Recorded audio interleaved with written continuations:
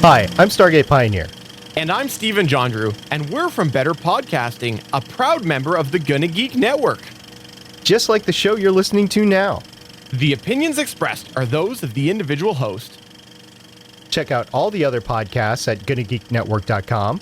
And get ready, because geekiness begins in 3, 2, 1. Stand by for a brand new episode of All Things Good and Nerdy. Good morning, everyone, and welcome to episode 478 of the All Things Good and Nerdy podcast. This is recorded live on Sunday, February 20th, 2022, 1 week removed from the superb owl experience. I bring this up for a reason that I'll get to in a second. You guys can't see it, but one of my co-hosts, one Wille Nelson, was rolling his eyes at me. Yeah, because who cares about the goddamn Super Bowl? Well, I'll get into that in a minute. I'll get into why in a minute. By the way, guys, I forgot to introduce myself. If you didn't know, I'm Chris. That was Wille. Also joining me today, Mr. Anthony Bachman. Hell yeah, and it was fun seeing fucking Neil and Dre use the line, still don't got love for the police. Both things that the NFL told them not to do. Whoops. Oh, I guess Dr. Dre and Eminem are actually going to do whatever the fuck they want. Look, here's what I found out. After years and years of watching the Super Bowl, my generation's finally the target demographic for the halftime show. Because I'm old. We're finally old enough. We're finally old enough. No, wait, has anyone ever redone a Super Bowl halftime show? What do you mean? Like, Came back a second time. Like an artist going back a second time? I think there might have been an artist that's done it twice, but I'm not sure. But it doesn't happen. So, My guess would yeah, be what are they going to do? This Aerosmith? Dr. Dre and Eminem. What are they going to do? You can't come back. What fuck come back anyway? Like, Yeah. what are you going to do? Oh, yes, there's an article I found in Billboard from 2021 of who are the stars that have performed at halftime more than once. Mary J. Blige. Let's see. Gloria Estefan performed in 92, 95, and 99. 92? Yes. Fucking no doubt. No. Gloria Estefan, not Gwen Stefani. Estefan. Yeah, I know. Yeah. My brain mixes them up all the time. Stevie Wonder, 94 and 99. So Stevie Wonder's been a 2-time Super Bowler. Justin Timberlake 3 times. Wow. So we know now he'll never be back. We know what his last one was. No, he was back in 2018. I didn't know that. I don't watch this shit. Nelly in 2001 and 2004. With or without Band-Aid? Probably with. Yeah. In 2004, I guess he was part of an ensemble with Janet Justin, P. Diddy, and Kid Rock. Bruno Mars, 2014 and 2016. There's a lot more repeats than I would have thought. Beyonce, 2013 and 2016. Mary J. Blige, 2001 and 2022. You know, fair enough. I guess that joke does it really. Your cat agrees too. But in all seriousness, the Super Bowl halftime show I enjoyed. Now, why I brought up that last week was the Super Bowl is, did anyone else who watched it kind of feel underwhelmed with the commercials? There were a couple funny ones, but like nothing. I think it's been that way for like 5 or 6 years now, because you know that companies, it's like, oh, it's going to be $7 million for your 30-second spot in the Super Bowl, or you can just wait until Super Bowl day and upload a brand new commercial to YouTube. Well, I mean, that's and true. It costs you nothing. The Doctor Strange trailer had millions of views in like a half hour. Yeah, when they dropped that. Yeah, and you know, Disney Marvel still dropped mad money to put a Doctor Strange trailer on the Super Bowl, but then said, hey, there's a full trailer with more shit on the internet. Go check the internet. So, I mean, yeah, why spend all that money when... I mean, there was a couple of good ones and a couple of funny ones, but yeah, there was nothing super special. I mean, I like the Paul Rudd, Seth Rogen one where they're eating chips. That was probably the funniest one. Like, that one was pretty damn funny. I don't know. I also enjoyed the one that it wasn't WWE that made it, but NBC did a commercial for the WWE in WrestleMania season in which they referred to the WWE as Dynamite, and I just started laughing because it had to have been done on purpose. For those that are unaware, a competitor television show to WWE products, is called Dynamite from All Elite Wrestling. So it gave me a good chuckle. Yeah, I remember I saw the ad for the Young Rock. I saw that Chips ad for Lay's. Yeah, I mean a week out, and I mean those are basically. It's weird. Can it stick? Well, I'm seeing flashing screens on my end. That's because Skype went a little crazy and everything disconnected for a second. I don't know why. Oh, I thought it was just me. Oh, No, we're back now. yeah, I'm still seeing us up on Geeks.live. Well, yes, because my feed kept going, but Skype went all weird and you guys froze. Flicka. Welcome to All Things Technical Difficulties. Well, that's We're all things back, bitches. Skype screwing with us. Yep. First. I mean, yeah, a week out, and I can barely remember any of the commercials. I think that tells you all you need to know about, the Super Bowl commercials for this year. Even worse is that I haven't seen any commercials up on YouTube. No one saying nothing in my recommendation saying, "Hey, Super Bowl commercial here." I was very sad to see that the Zeus Arnold Schwarzenegger thing was an ad for BMW. That was funny, at least. Well, it was mildly entertaining. There was also a Dr. Evil one, too, which made me chuckle. Oh, yeah. I didn't see. I don't even remember what that was an advertisement for. I don't I just either. remember Dr. Evil talking to Scott Evil, and it was funny. I don't know what they were trying to sell me, which that means your commercial failed. So I kid you not, as we're discussing this, I'm bringing up a article online from CNET that's supposed to be the best Super Bowl commercials. Let's see. There was a Larry David one talking about cryptocurrency where he rejected everything, and I didn't care. Larry David's funny, but I'm tired of cryptocurrency stuff. Oh, yeah, I saw a great tweet about that. Someone, I don't know who it was, but someone online said, the reason I'm not buying into cryptocurrency is because money never needed ads. Nobody ever had to try to sell me the concept of money, which means, yeah, cryptocurrency is bullshit. It's like, well, of course it is, until enough people buy into it. Wait, no one ever sold you money? Uh-uh. You ever bought war bonds? Nope. Oh, I'm not that old. God damn it, Willie. I wasn't going for an old reference, just like buying money. I don't War even bonds, remember. First thing that came to my head. I don't even remember some of these commercials. There was one where kids party with liquid death water.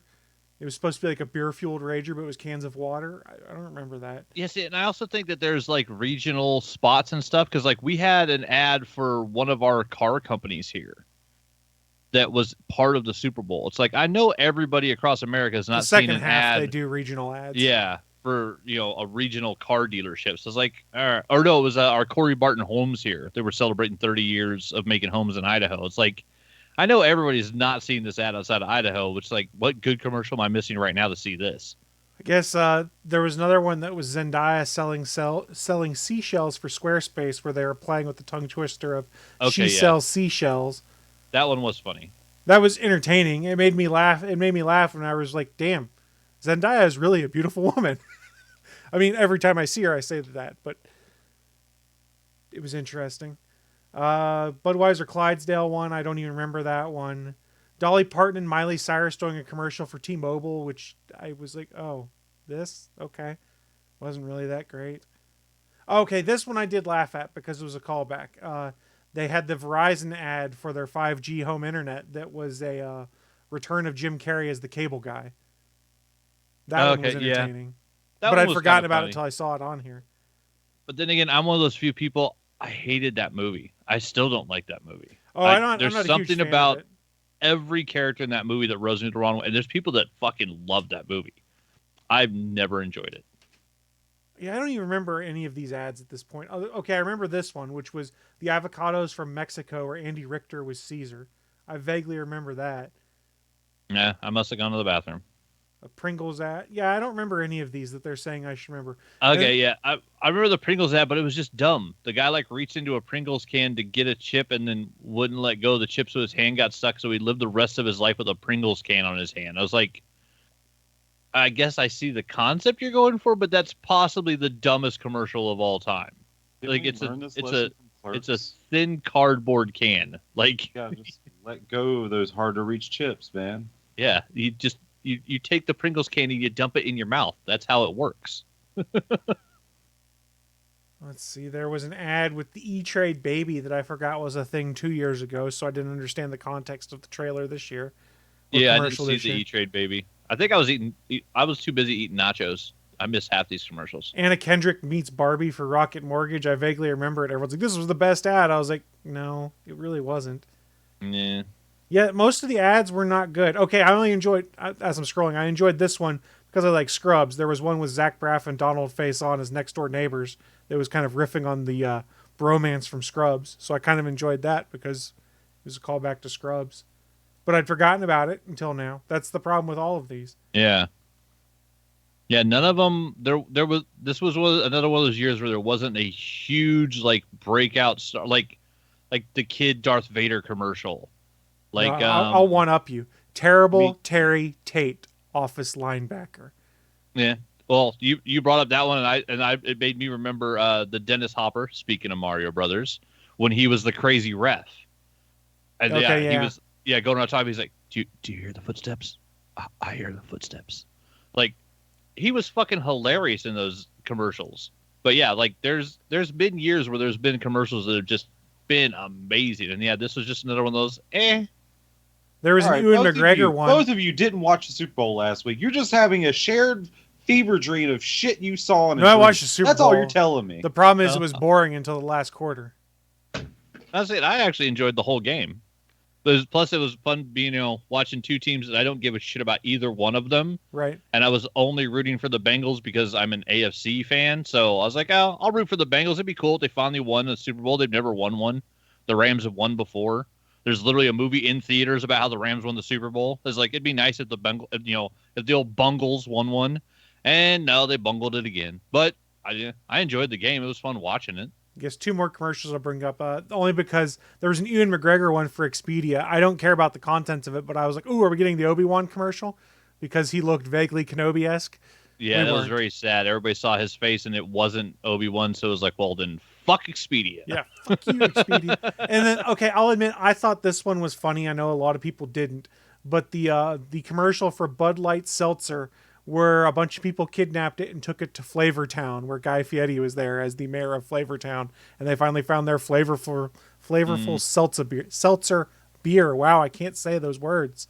Yeah, it was kind of funny. I had a chuckle. Good for Guy Fieri. I hope he did well with that. Look, Guy Fieri's he recognizes how people in public feel about the character he portrays on screen, and he has fun with it. Oh no, I mean all the good shit he does. In that too. Heard about all the good shit. He's a really good dude. His character is interesting. Plus, it led to a great stand-up bit by Shane Torres, where he actually has an entire bit about what the fuck did Guy Fieri ever do? Well, he took his place of power, being the mayor of Flavortown, and he did good work with it. That's right. Humanitarian. He is the mayor.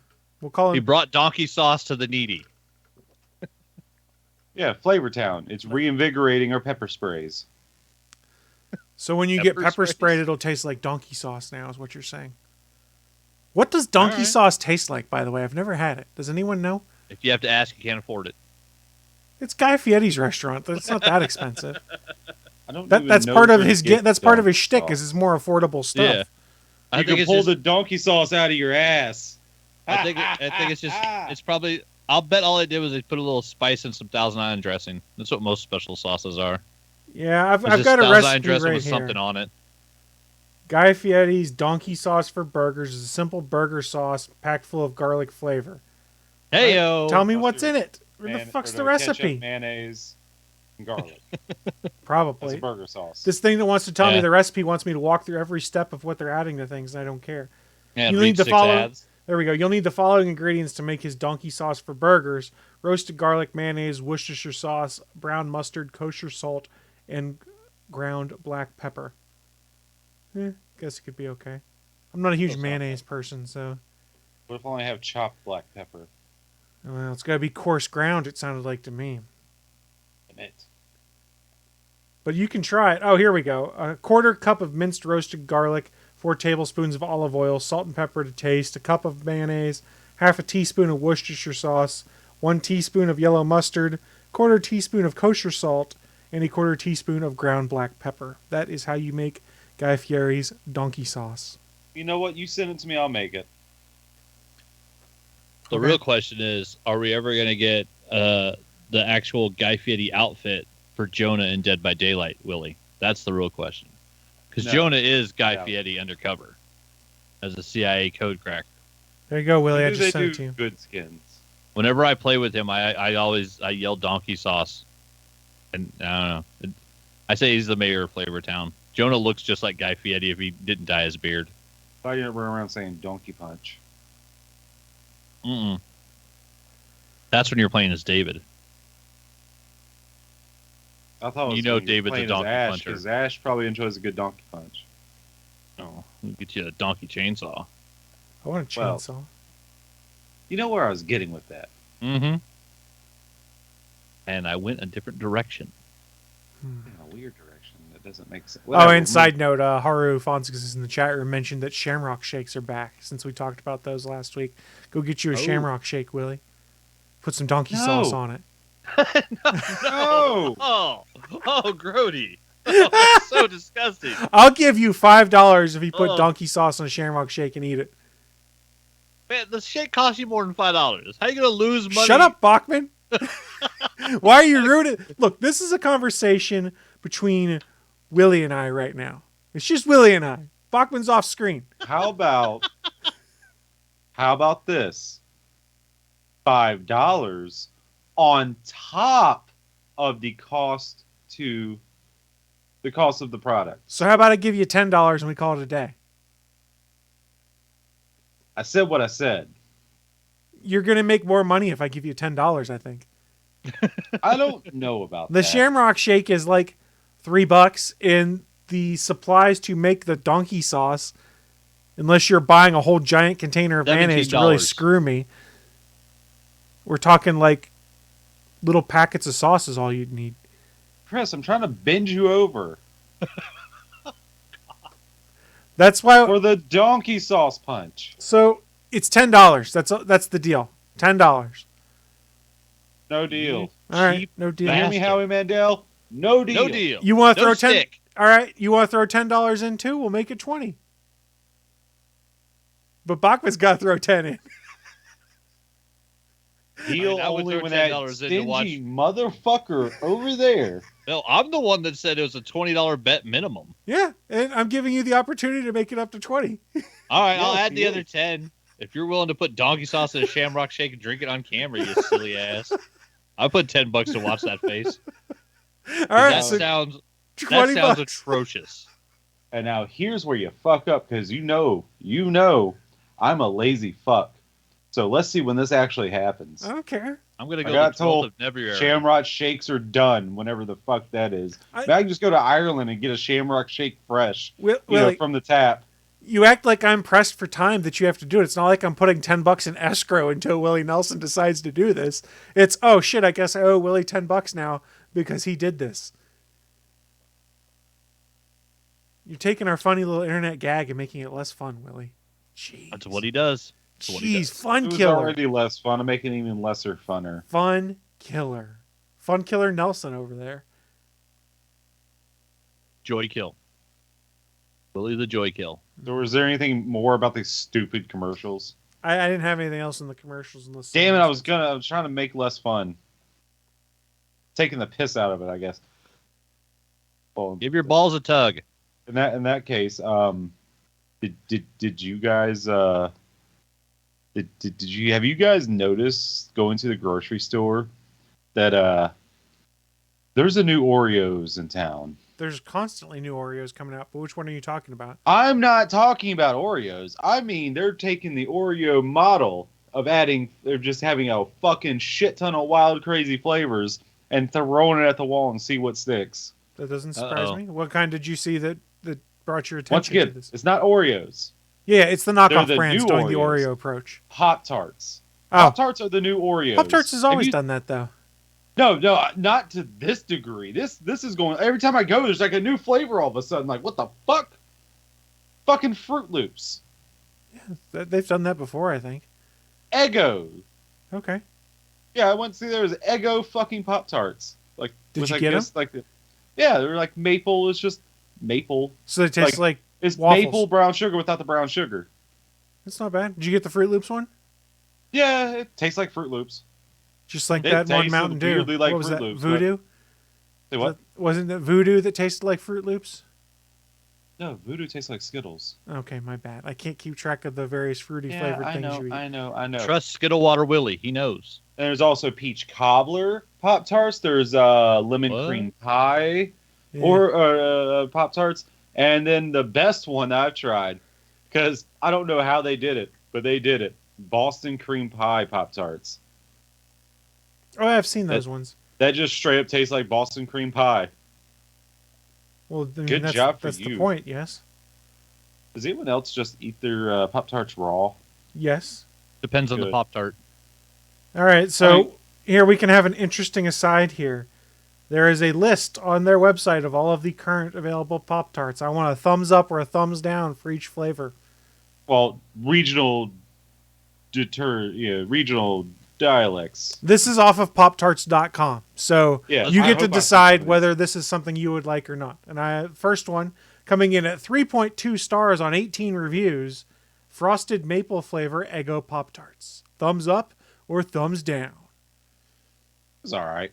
I tried it, so it was all right. I'd give it a thumbs It's up. Not I'd try bad. it. I wouldn't give it a thumbs down. Sounds good. It's important to note that the way it's frosted, they make it look like a waffle because of the pattern they put on it. Oh, nice. They put a grid on Not it. really. I've seen it. It's a Yeah. it's a shitty little thing on blah blah blah crisscrossing. That's all it is.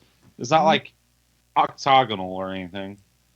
For those that are in the chat room, I put a link to it in there. So next up, coming in at a 3.4 stars out of 5 with 9 reviews, the Boston Cream Donut Pop-Tarts. I would try that. I would try that because that's one of my favorite donuts. Yeah. Boston Cream Donut Pop-Tarts. Will I you haven't look very tried confused? Willie's That still one. thinking. Wait, I thought I had Boston cream pie. They also have Boston cream donut. It might be possible you're remembering it incorrectly. I'm not sure. I just got 2 more here. I'll be right back. All right, Willie's going to go work on that. While Willie's We working on lost that. the Willie to his kitchen cabinets. Well, we can talk about the next one. He can hear us. He's on Bluetooth. Next up, 3.6 stars out of 5 with 8 reviews. The Frosted Apple Fritter Pop-Tart. Ooh, apple. I'll try that. I would try that. I couldn't Yeah. heat it. I cannot put it in the toaster when my wife is home because it presumably has cinnamon in it, and she's allergic to cinnamon. But I would try it. Oh, Oh, apparently, allergic yeah. to cinnamon. Damn, that's a Boston lot of cream stuff. donut. Yeah. Okay, that jives with what I see on the website. Told you, I got 2 fucking boxes. This shit was delicious. Willie, how Yeah, about apple fritter one? Apple I fritter think pop? I've tried it. It's all right. Okay. Next up, we have Love Fetty Cupcake Pop-Tarts Bites with 0 stars and 0 reviews. Oh, those bite. No, I don't deal with those little bite-sized Yeah, I pop. don't Fuck Yeah, outta that's here not with a that. Pop-Tart. Thumbs down. Thumbs down. Thumbs Yeah, down. It's not even a Pop-Tart. Yeah, no, I'll give it 1 finger. Next, Going straight up.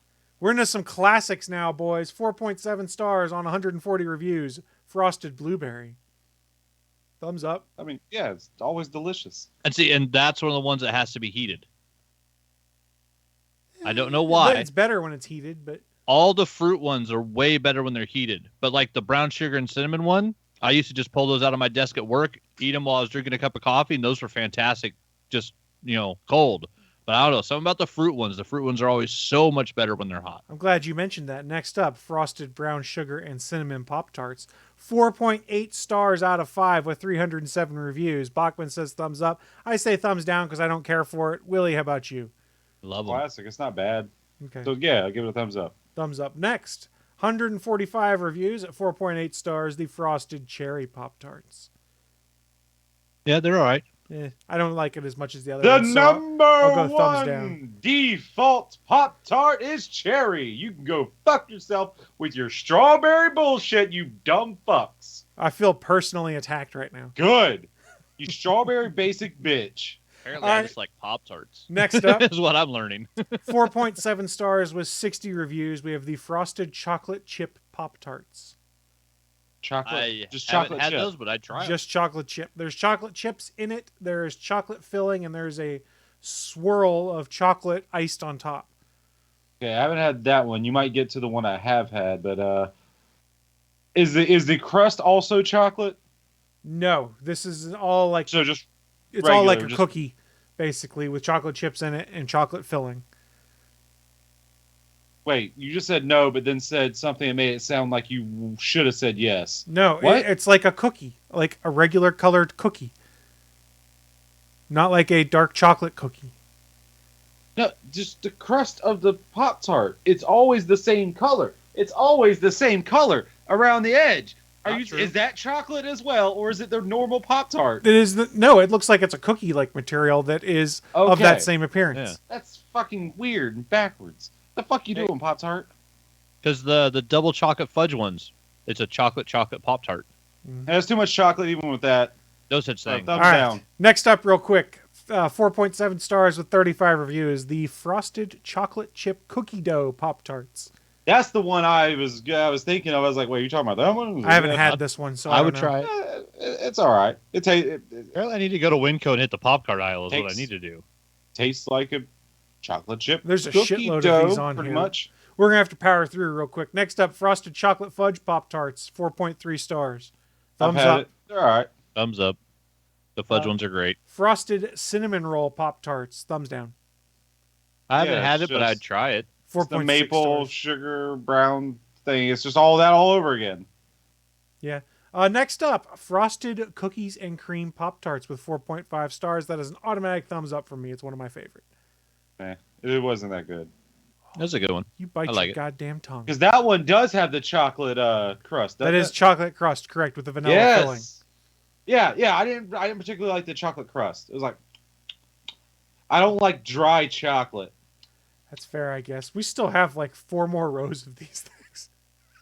Next up, 4.8 stars with 53 reviews. The frosted hot fudge sundae Pop-Tarts. Thumbs up or thumbs down? I've also tried those. Thumbs Listen, up. you're talking to a Thumbs Pop-Tart connoisseur here. All right. Pop-Tart connoisseur. Self-imposed here. We're starting to get into some of the ones I haven't had here in a few, though.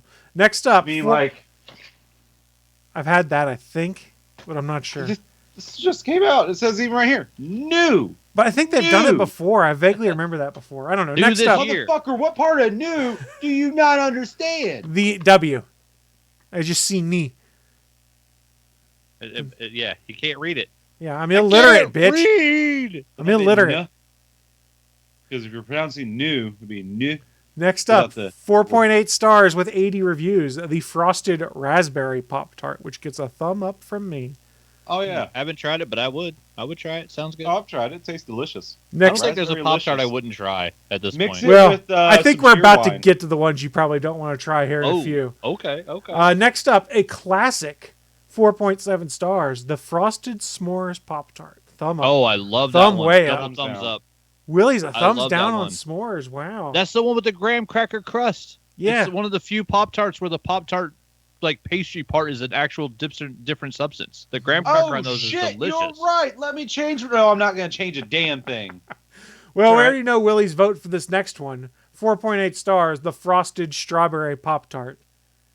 I'm going thumb up. I like the frosted strawberry. You can shove that thumb up your ass, you strawberry basic bitch. Well, Why you gotta hate on strawberry? Willie, we got another strawberry one for you right now. Frosted strawberry milkshake Pop-Tarts. Give that one a thumbs up, though.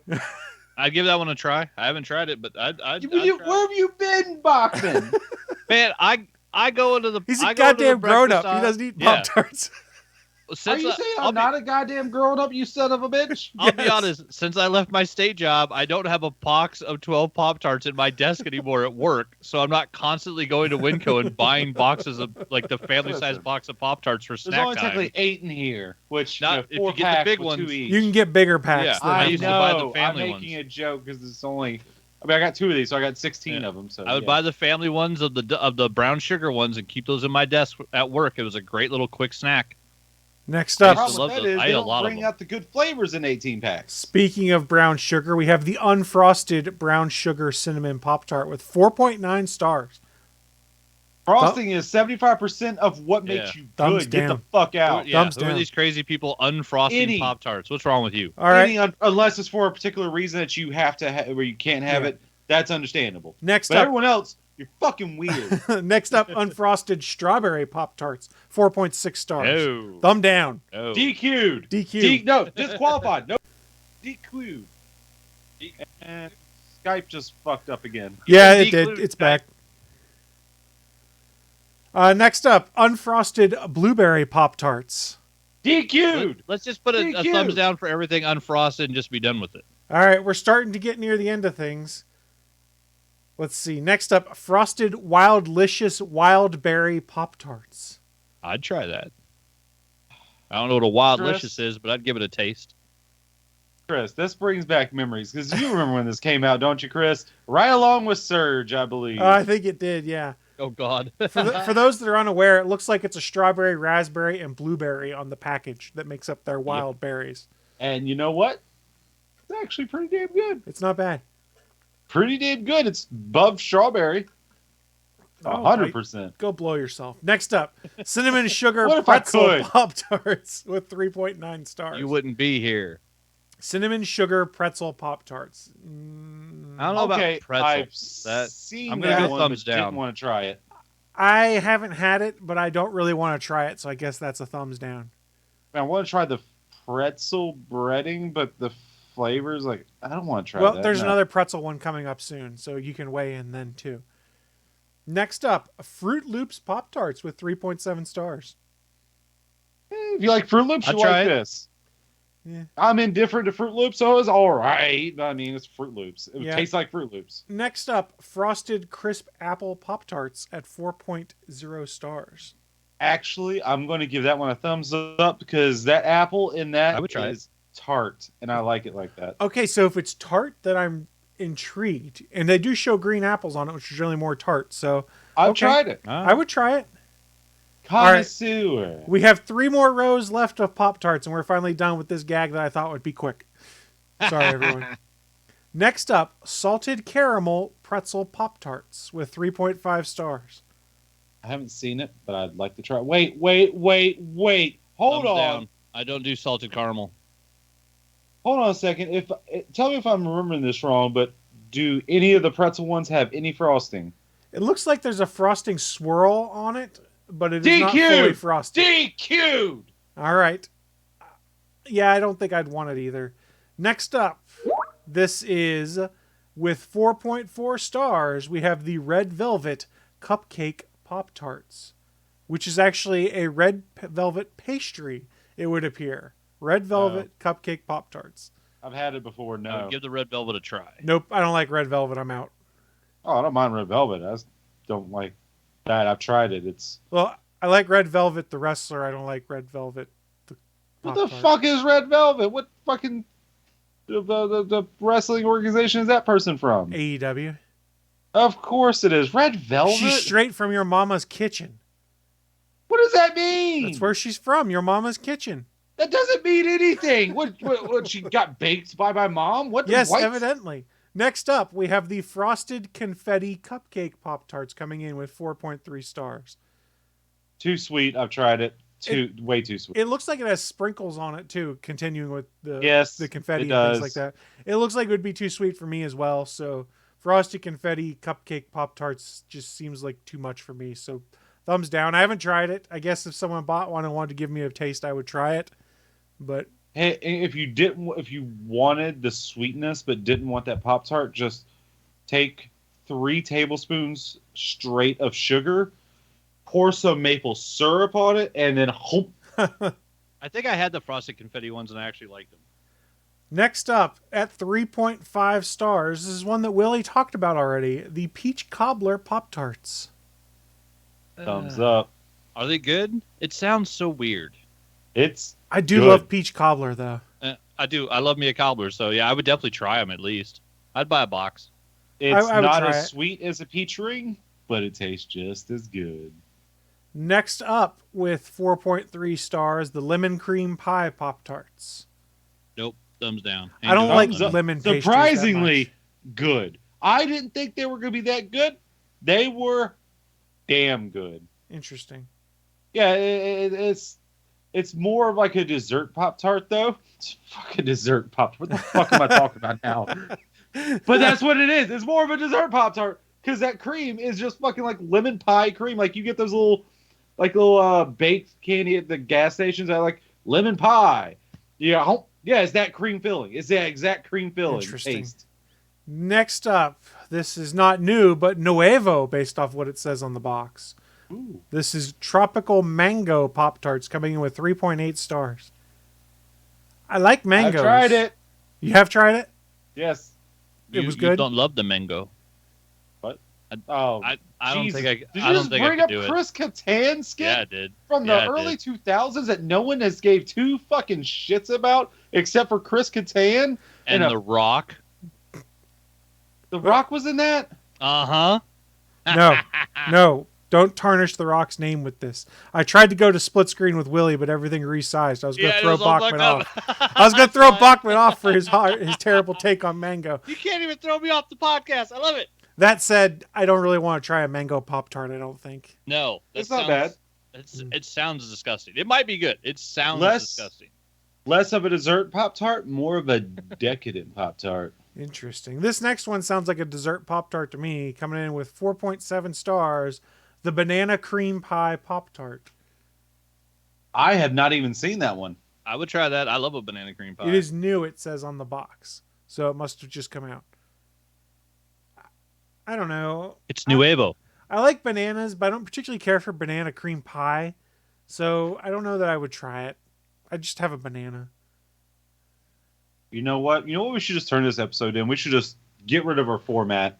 Pop-Tart talk. I should just pop this open, take it out, and let's turn this into an ASMR fucking mukbang thing. No, I'm not listening to you eat Pop-Tarts. Just grabbing that mic all nice and soft.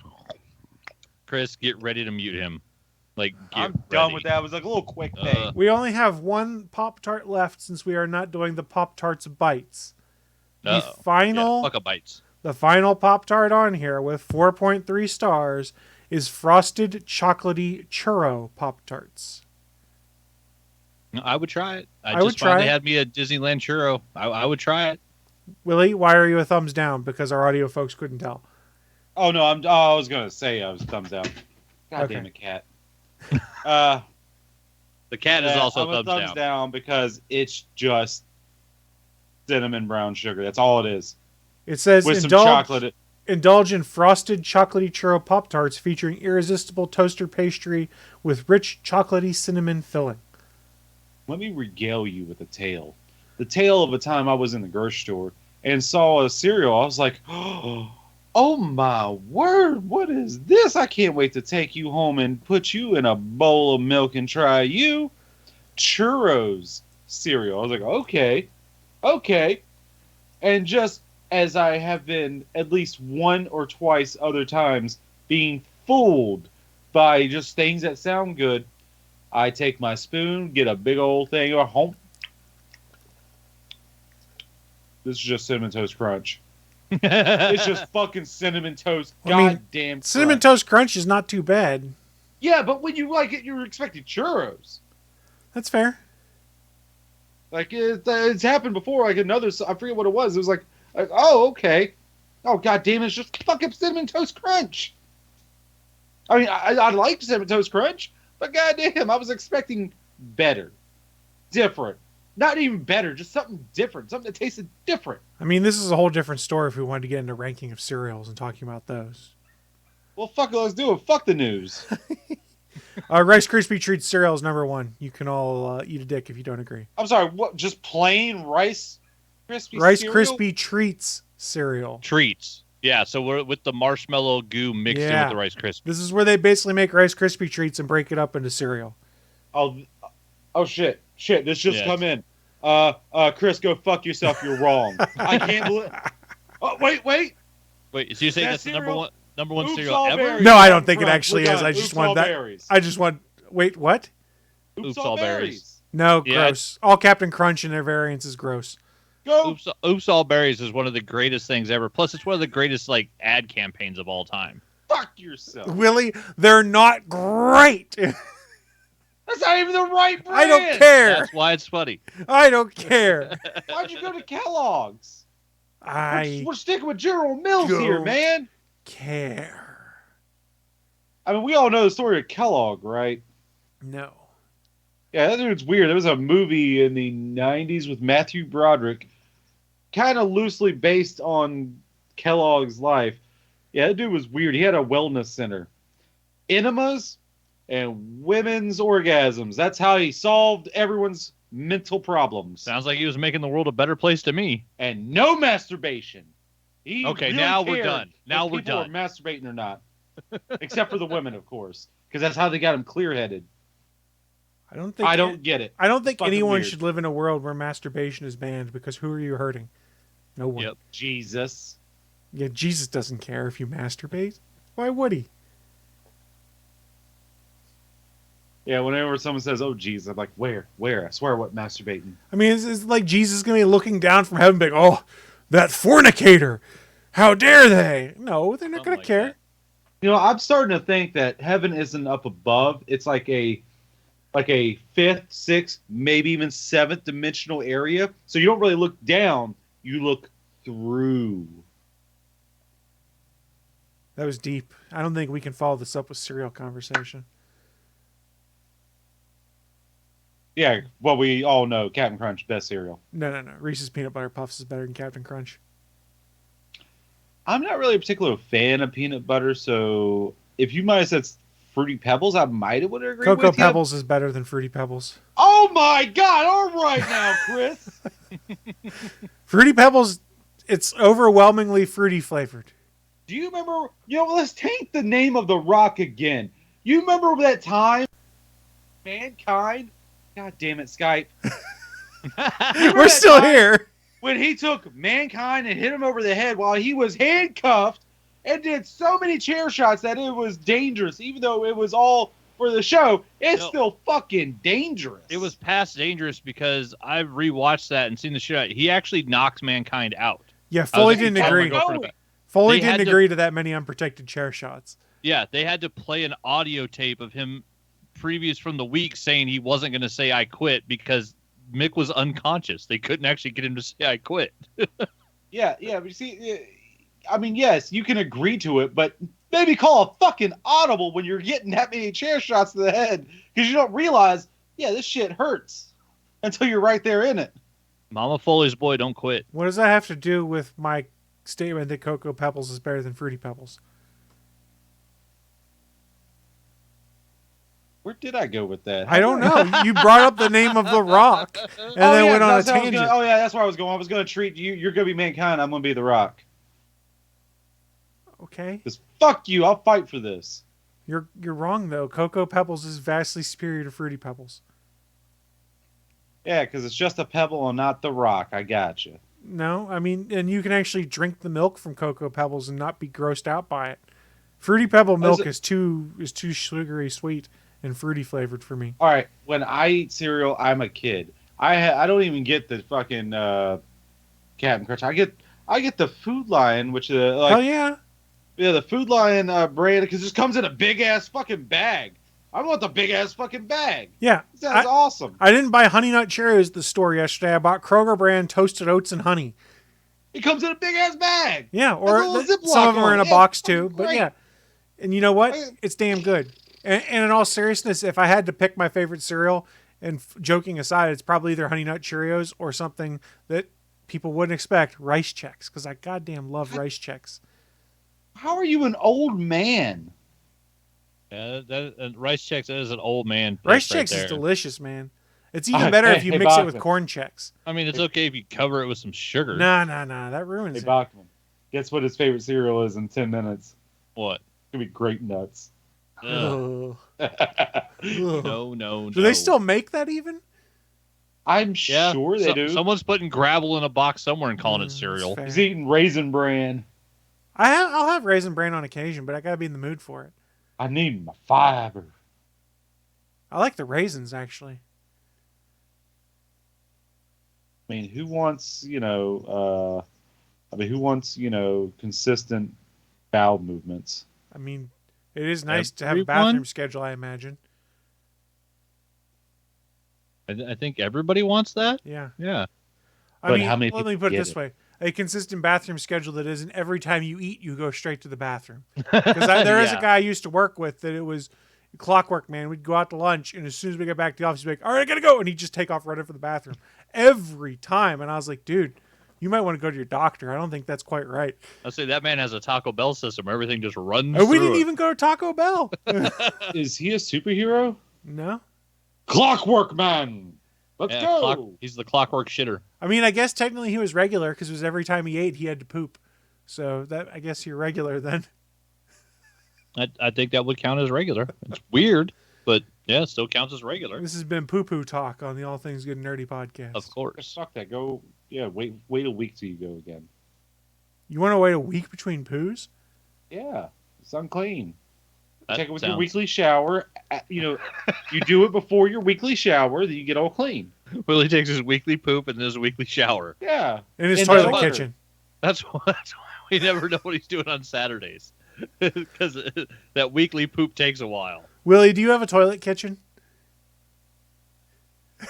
What? Do you have a toilet kitchen? I mean, technically, this is the living room. Right behind that wall is the bathroom. And right behind that other wall in the bathroom is the kitchen. But it's separated. Oh, you have Toilet separate kitchen. toilets and kitchens, then you don't have a toilet kitchen. Who has a toilet kitchen? Rafi. Rafi. Well, Rafi's not someone you take, into account when you're talking about the generalness of everybody. I mean, Taco He's an probably did outliner. too. What? Taco probably did at one point too. Once More again, than likely. do you take Taco with an average? Eh. Yeah. Willie, I don't know. I don't know how we got on this conversation, but now I'm bored. with it. Pop-Tarts. Pop-Tarts, man. We spent 30 minutes Pop-Tarts racking in the and toilet stacking kitchen. Pop-Tarts. You see, I had this all in my head last week, but I just fucking forgot about it. You had Pop-Tarts in your head last week? He Oh, kept we him gotta there talk for a about week. Boston cream donut. Well, he got him He's out of never- his kitchen.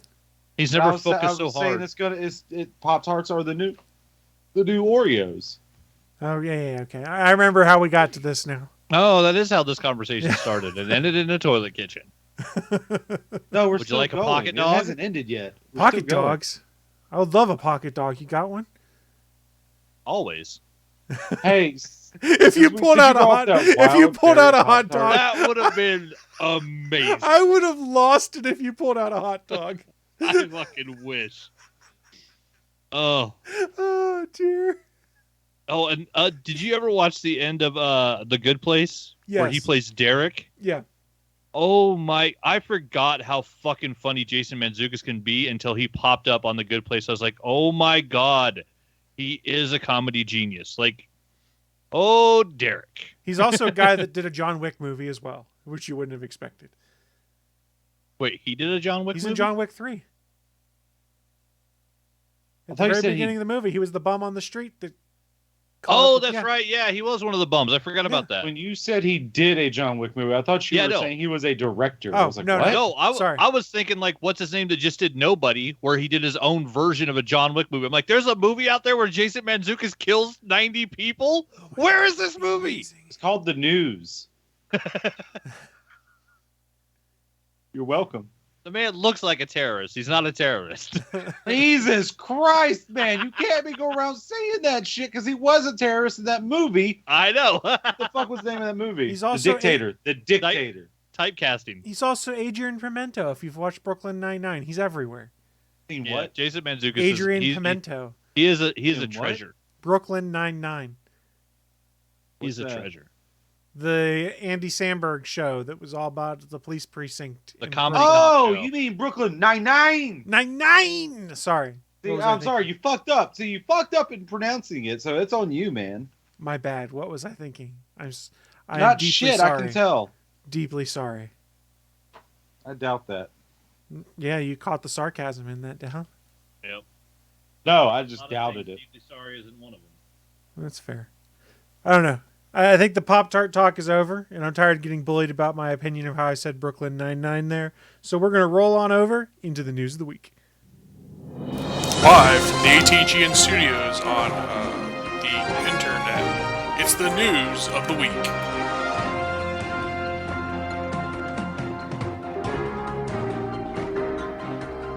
Welcome to the news of the week. It's It's that part of the show where we run down what's in our minds. It's the most interesting geeky and or nerdy news to have popped up here in the last couple weeks or so and share it with you guys who are watching live or listening at a later date. And let me pull up the show notes real quick because I can't remember what I had highlighted. Oh, now I do. I'll kick things off with my news because it's relatively short. But there's some casting news about the upcoming Fallout television show coming to Prime Video. I had forgotten there's a Fallout show. Did you guys remember? I feels like I've heard it, but I didn't. I vaguely remember, but I'm it's not a fucking Fallout. We do know the show is being produced by Jonathan Nolan and Lisa Joy. Their group, Lisa Joy's group called Kilter Films, who did Westworld. They did announce in Deadline, the news source Deadline, that the main character, or one of the main characters, will be played by none other than Walton Goggins, who you might know from Justified, Righteous Gemstones, the villain in Ant-Man and the Wasp #2. Wille, you're giving me a look. Is there something I should be saying that I'm not thinking of? I'm waiting for Vice Principals. I'm waiting for American Ultra. Vice Principals is a good pick, yes. Sons of Anarchy. What the fuck was he in Sons of Anarchy? He was the trans prostitute. How far in? Like in the first season? I don't remember. But it's been ages. Years, and I put that stupid show out of my mind. Yeah, and he's amazing in it. No offense if you like that. Yeah. Walton Goggins is like bacon. He makes everything better. So, according to the Deadline article, Goggins will be playing a ghoul in the Fallout universe. For those who aren't aware, those are mutated beings affected by the radiation exposure. I hope as not as like a one-off character. I hope it's like the star of the show. Because Walton Goggins, he deserves it. The implication there, they refer to him as a major piece being added, but it does not directly say whether he is a main character or a supporting character. I would assume if he's a ghoul, he's probably not the main character, because they're probably not going to tell the story from the irradiated people perspective, but he could play a large role, would be my guess. Oh, yeah, but you also forgot Walton Goggins from Fat Man, where he's a hired assassin to kill Santa Claus, played by Mel Gibson. I mentioned that a couple weeks ago. Oh, how could I have forgotten such a thing? It was an alright movie. Because you I like how weird it was. Yeah, Walton Goggins. You forgot it because you wanted to forget. Has anyone else seen The Righteous Gemstones? Not yet. It's in my playlist. Like, it's ready to go. Have you, Chris? No, I haven't seen it yet. Okay, so Walton Goggins plays Baby Billy, but he's not a baby at all. He's aged up. Boy, I screwed that up. I said Walter, not Walton Goggins. I don't know. Oh yes, Walton. Walton Goggins. Yeah, his whole name is hard to That's do. on me. I always thought it was Walter, so that's my bad. I apologize. But you know what? I'm gonna spoil a little bit of it because my favorite line he did in Righteous Gemstone is, "Now who wants to suck an old man's dick?" It is out of nowhere. And it's like, wow, what the fuck? Well, we all screwed up too because we didn't reference him from Invincible, the TV series, either. Oh yeah, he's also in that. Yeah. Just see, he's not so much bacon; he's more like pepper, because you can add to a lot more things to make it. He's done all sorts of stuff I hadn't realized. What can you add pepper to that I can't put bacon on? Yeah. Bacon. You're wrong. I can put more bacon on bacon, motherfucker. I've done it before. Yeah, but then you don't got black again. pepper bacon, now do you?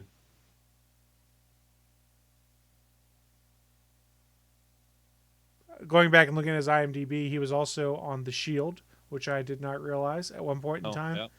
He was also. Oh, you mean with the thing? He was also in Shanghai Noon in 2000 with Jackie Chan and Owen Wilson. Are you sure it was Shanghai Noon and not Shanghai Nights? It says Shanghai Noon. I know, I believe you. I can't believe they made a sequel to that fucking movie. He was in Major League Back to the Minors. I'd forgotten about that also. He He was downtown. I don't remember any of their fucking names. Yeah, he's awesome in everything. The Next Karate Kid in 1994. He was in Jag in 1995. This dude's IMDb goes back all the way to 1990. He did an episode of Beverly Hills 90210, the ultimate 90s show at the time. Yes, it was. Even has 90 in it. Ooh. I see what you did there. I see. I'll try. We're glad you're here to try, Willie. Thank you. And then you can even fix it to be a 90, to be a 91 or 92. Just take out the 0, the 1, and then you get the 92. Well done. Through the decade. Well done. You know what you get as a reward for a well done gag right there? I already know what's coming, but what do I get? What You do I get to win? go next with your news. There. Yay! Hey, guess who else's news is quick and fast and ready to get the fuck out? Willie's, that's whose. So, but I have some good news, some really good news. I mean, not I that didn't? you didn't have. I loved your news, actually. I really did love your news. But my news, oh my God. Who else loved Peacemaker as much as I did? Who has fully watched all of it?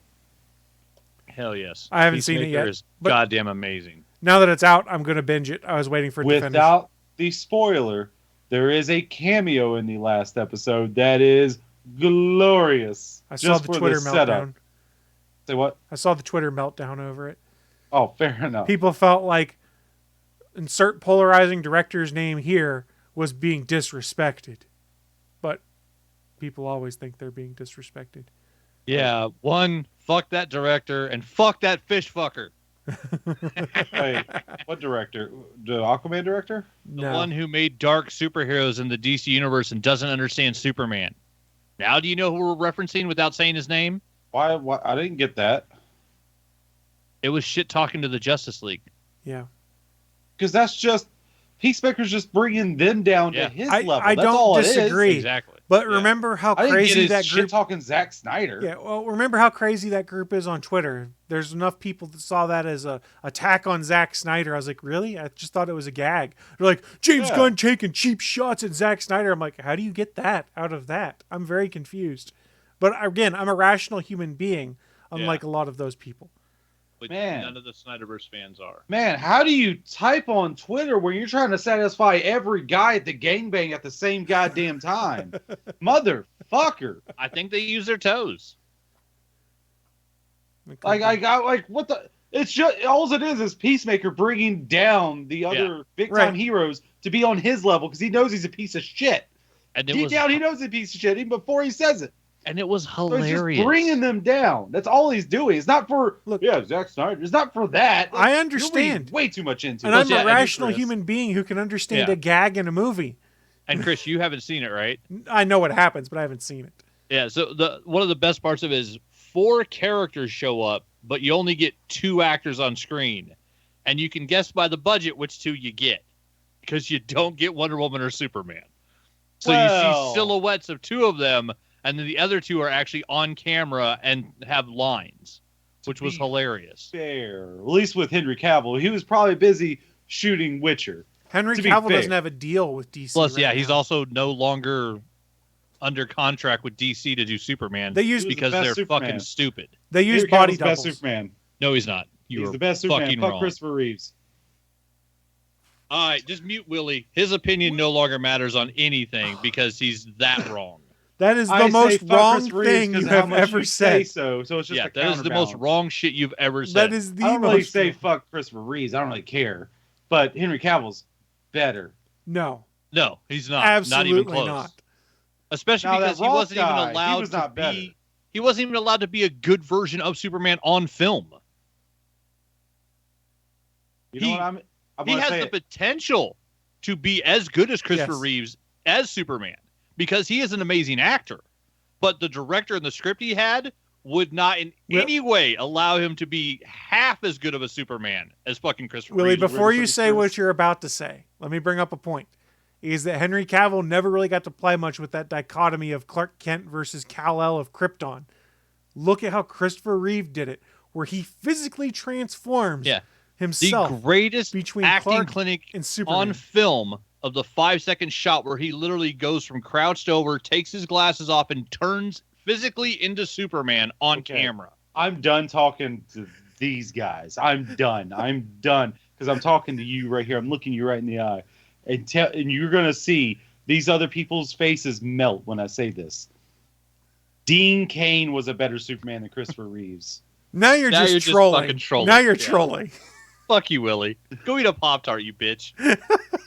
Well, what was his name? I think it was shit. Who did the voice in the animated? Was it Tim Daly? Tim Daly. Tim yes. Daly, yeah. Tim Daly's a better Superman than Christopher. Tim Reeve. Daly's a really good Superman. The way he plays the character, he is I mean, that's really not good. as controversial as Dean Cain, because Dean Cain's, I mean, for that show, he's kind of a. Did he do some weird shit? I don't. We're not getting into that.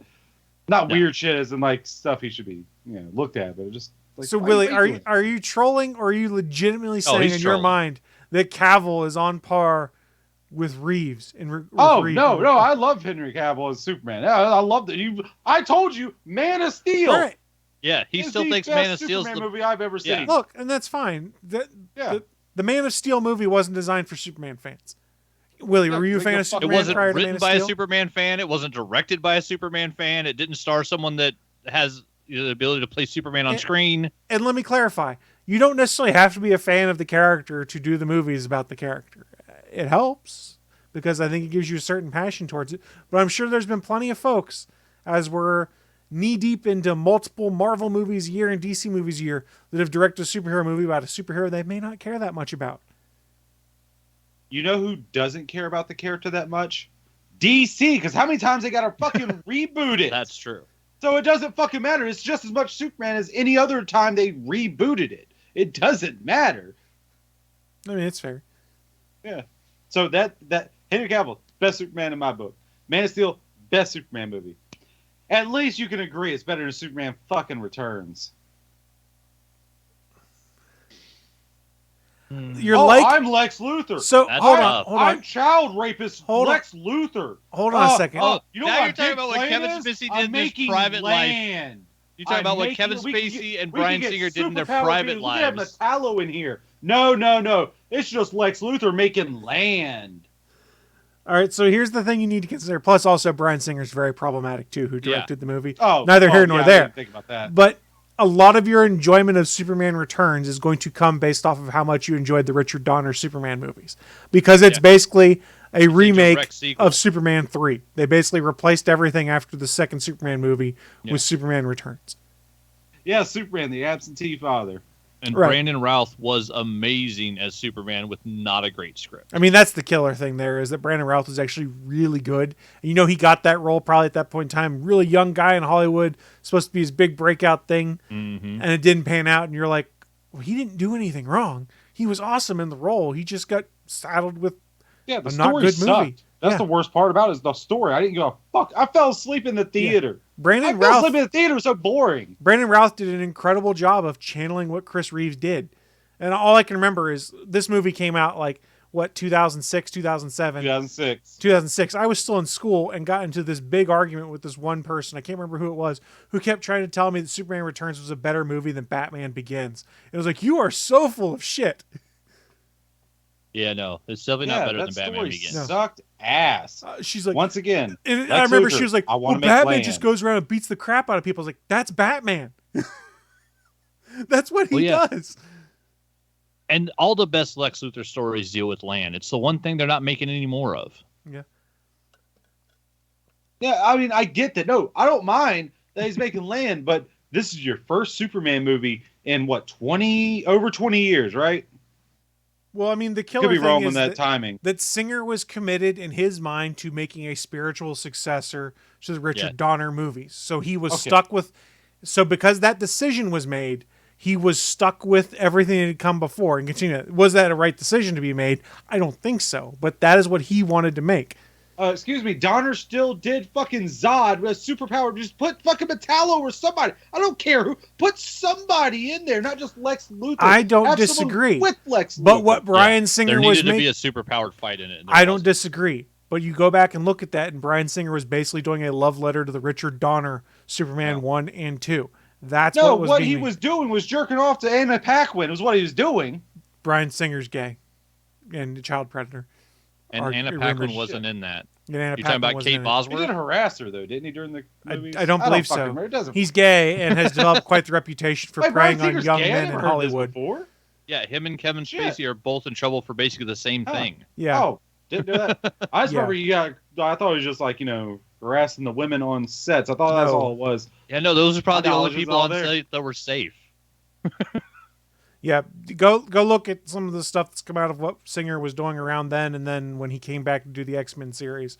Actually, Dude you know what? That makes me more angry. Because fuck you! People like you is the reason why we had so many years without Brendan Fraser. People like you, Bryan Singer, you go suck a damn dick, and not in an enjoyable way like you probably want to, you fucking asshole. I mean, Singer's a problematic guy in Hollywood. It's why they kind of scrubbed him from that crappy Queen biopic that they did that Rami Malek was Freddie Mercury in. And it's also, he wasn't. him and Kevin Spacey have both kind of disappeared lately. Wait, was he attached to that one or the one with? He was the executive Sacha Baron producer Cohen? of that one. He No, he produced was it. with the Rami Malek one. Okay, all right, just with that one. All right. Yeah, just I that still haven't one. seen that movie. I need to. But yeah, It's he's really good. He's very problematic, and more keeps coming out Yeah. about him, and you're just like, ugh. And it gets you into that debate we've had on this show before. Can you separate the artist from the artist? And arguably, it's easier to do when it comes to directors than actors on screen. Like, I can go back and watch the X-Men movies. I haven't had a problem with that. I don't think I'll ever finish House of Cards because I can't separate Kevin Spacey from the character he plays on the screen. Well, I told you, it's great. It's fine if you already finished up the season where the wife takes over, because then the whole Yeah. next. But, goddamn, Skype's killing us again. I don't know what's up with Skype today. It just keeps hiccuping randomly. Skype's sucking. But Well, yeah, it's 'cause not the, on my the end. upside is I was currently caught up on House of Cards when all the shit came out about Kevin Spacey, and they literally wrote his character out. I think you get like a voicemail where he calls Buttercup at the start of the first episode, and she listens to it and basically hangs up and is like, "Bitch, I'm not going to deal with you." And then she just runs the White House for the rest of the season. They basically just Robin White, right? Robin Yeah. Wright. Right. Yeah, that's what I said, Buttercup. But yeah, they just get rid of his character for the last season. So if you're caught up to that point, it's great because you never see Kevin Spacey back on film again. So they wrote him off the show like instantly. So it worked perfectly with where the show was. But yeah, if you aren't up to that point, it does suck because then you're missing out on a lot of good TV. Oh, you don't that really was a worry about great the show, X-Men but- movies because those weren't the greatest X-Men movies. That was after Matthew Vaughn. I mean, yes, X-Men 2 was up there, but Days of Future Past is better. X-Men 2 is pretty great, though. So what was that look, motherfucker? Are you trying to say something? You think Days of Future Past is better than X-Men 2, X-Men United? Exactly. I think the Nightcrawler sequence is probably better than all of Days of Future Past. Willie, are you going to try and tell us Amazing Spider-Man is better than Spider-Man 2 next? He probably will. He's got a bad take on every I don't superhero really care franchise. I don't really care about either one of those, to tell you the truth. I mean, I love Spider-Man 2 in the theater. I saw that and shit in theater like a couple That's times. a great movie. Oh, it's a great movie. It's a fine fucking movie.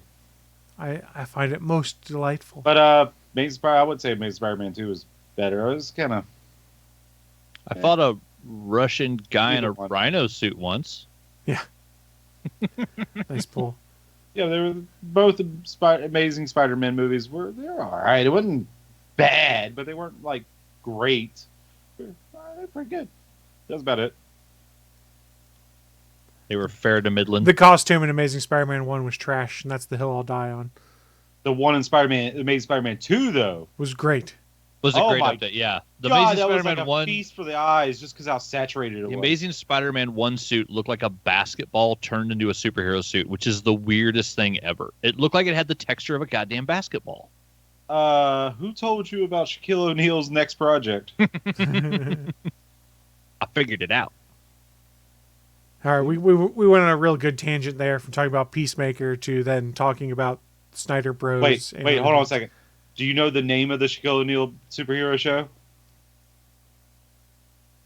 What, Steel? No, the one I just made up. Where he has Oh. a basketball made into a costume, pretty much. It's called Foul Shot. Because you can never hit it. So it's all misses?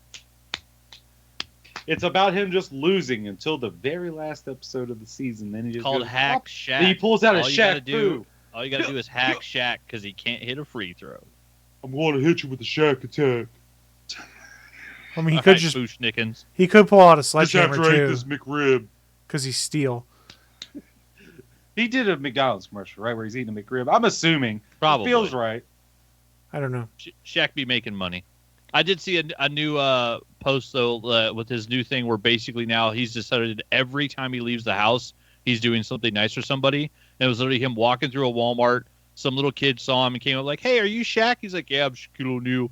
Oh, like, shit, little kid. He's like, "You got a bicycle?" He's like, "No." He's like, "Go ask your mom if I can buy you a bicycle." And like literally just walked the kid back to the sporting goods section and bought the kid a bike. That's cool. He's like, there's no reason I should ever leave the house and not do something nice for somebody. He's like, I have all of this and I have money to spend. Why not? Yeah. Shaq is fucking awesome. He routinely, like when he goes to visit a city, will go to a Walmart and pay off the layaways for like multiple families. Like he'll find shit that's on layaway and just pay for it. Like the guy's got, I mean, it's ridiculous because he's a huge human, but he has a heart bigger than his body should even be able to hold. He's got a huge heart in him. That guy's great. So I seen him in a picture, and I was instantly jealous. I was like, my God, you're living my dream by doing this. He was laying on a bed that made him look small in it. Oh, his giant Superman bed? Oh my God. I was like, oh, I would love to lay on a bed where my feet don't hang off the edge. That'd be so amazing if I could ever have that. Yeah, he has a custom built, I think it's a 10-foot diameter Superman bed. Like it's gigantic, and he has a custom built like comforter on it that looks like the Superman S. Oh no, this was like a square bed I've seen him in, so it might be a different bed than. Oh, so he's got a new one made then. Yeah, because on Cribs I don't know if it was his. He had a rotating, 10-foot diameter Superman bed. Yeah, this was a different bed. This is like a more recent photo. So that's probably I would new hope house, you got new rid bed. of the fucking bed. Who were on a fucking rotating bed? Why is Shaq? When would that ever be fun for you? During sex? No.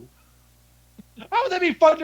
I don't want to get the spins while I'm fucking. It doesn't rotate that fast. It's not a merry-go-round. I know, but just like, that subtleness, it just gets to you. It just gnaws away your fucking inner ear.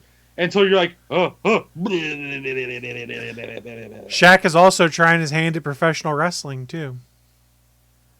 No, he can do it. He can do it. He does an okay choke slam. His choke slam's not bad. He had a match against a tag match, him and Jade Cargill versus Cody Rhodes and Red Velvet, if I recall correctly. My God, can we get off that Red Velvet dick? Shaq went through a table in the end. Stirring it up. Yeah, they put straight out your mama's kitchen. They put Shaquille O'Neal through a table. Take a spoonful and shove it down your throat of some red velvet cake. You're gonna fucking love that cream cheese icing. I don't like cream cheese. So that wasn't supposed to be a euphemism. That was. I was wondering. Because how sweet that cream. I was wondering. Icing can be. I don't like cream cheese. It could just be really sweet and very nauseating just because of how sweet it is. Yeah. Most times. That's all that was really mean. There was no weird innuendo in there. I promise. It is weird me saying that. Yeah. Huh. Yeah, I really didn't mean anything. I want to put Willie through a table like they did to Shaquille O'Neal. How you going to do it, motherfucker, when I'm the one picking you up? Because I'll pick you up first. Reversal! And then Suplex City. You're off the ground. Suplex City. You think I didn't get stronger since last time we met? Willie, I'm just going to suplex you into a table. You don't think I didn't get bigger? It's okay. Suplex. How? Well, are you familiar with how suplex works? Then it's pretty self-explanatory. How are you going to get it on me when you can't even wrap your arms around this? Oh, I can do it. Don't worry. I'm too quick. As long as you got a shirt on, I'm not scared.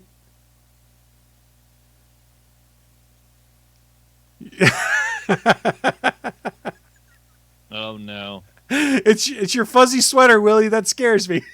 You had me and had to think, well, sure, that's all it is. Oh, damn, he told me his weakness. Why the fuck would I not exploit that shit? I mean, the dumbass for not doing it. I kid, of course. All right, I think we are ready to move on to our final news story. I have no idea how to transition to it because we've gone on wild tangents, and now we're talking Pop-Tarts. about Pop-Tarts started all, and somehow we've worked our way to talking about Amazon.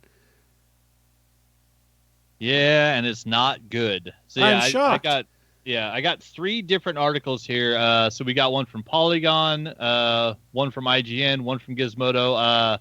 The Polygon one is by Leon Miller. Amazon's overhaul of Comixology ignites concerns from comic creators and readers. Subtitle: Recent updates have made it harder to read, shop, and publish on the U.S.'s most popular digital comics platform.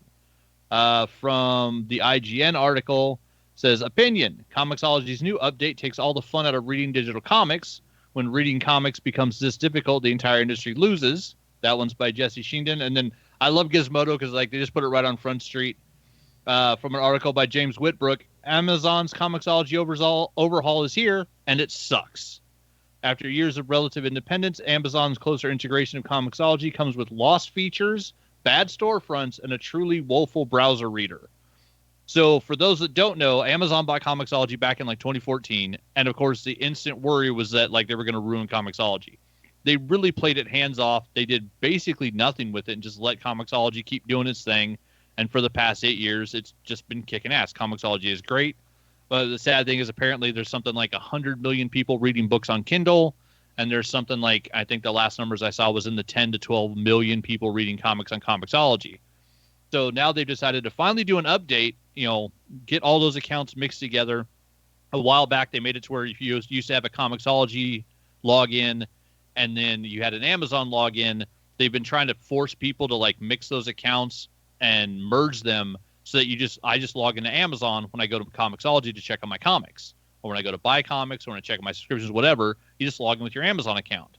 Now what they're doing is they're taking the extremely robust, well-built, fantastic Comixology app that's designed for reading comics, and they're just kind of shoving it into the piece of shit Kindle app that's meant for reading books.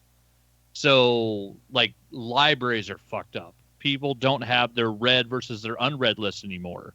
Smart lists are gone, just completely gone. You basically have a new filter system. And so instead of adding the Kindle libraries to the working Comixology app, they went the other way and basically took away everything that you could do in Comixology and just shoved your comics library into the Kindle app. So now you have people where, Kindle app is meant to, you buy a book, you pull up the book in the app, you start reading it, you read a book over a couple weeks, maybe a couple of months, whatever. You have, probably a couple hundred books. Now you have people that have a digital library of 10, 20,000 comic books, and it's just being dumped into the Kindle app. And so like when you go click on Amazing Spider-Man, it brings up every single issue of Amazing Spider-Man, I think in number order. Like it's awful. Patton Oswalt had a big old thing where basically he just went on a Twitter tirade about how bad it is. And I read that, and yeah. that's what made me go, uh-oh, this is going to be bad. Yeah. And I still haven't opened the Comixology app because I'm afraid. I literally have turned off automatic updates on my iPad, and I turned off the Wi-Fi on my iPad as well. I actually downloaded it to my phone just to look at it, and it's atrocious. Like I did it just to see on the phone like how bad it would look.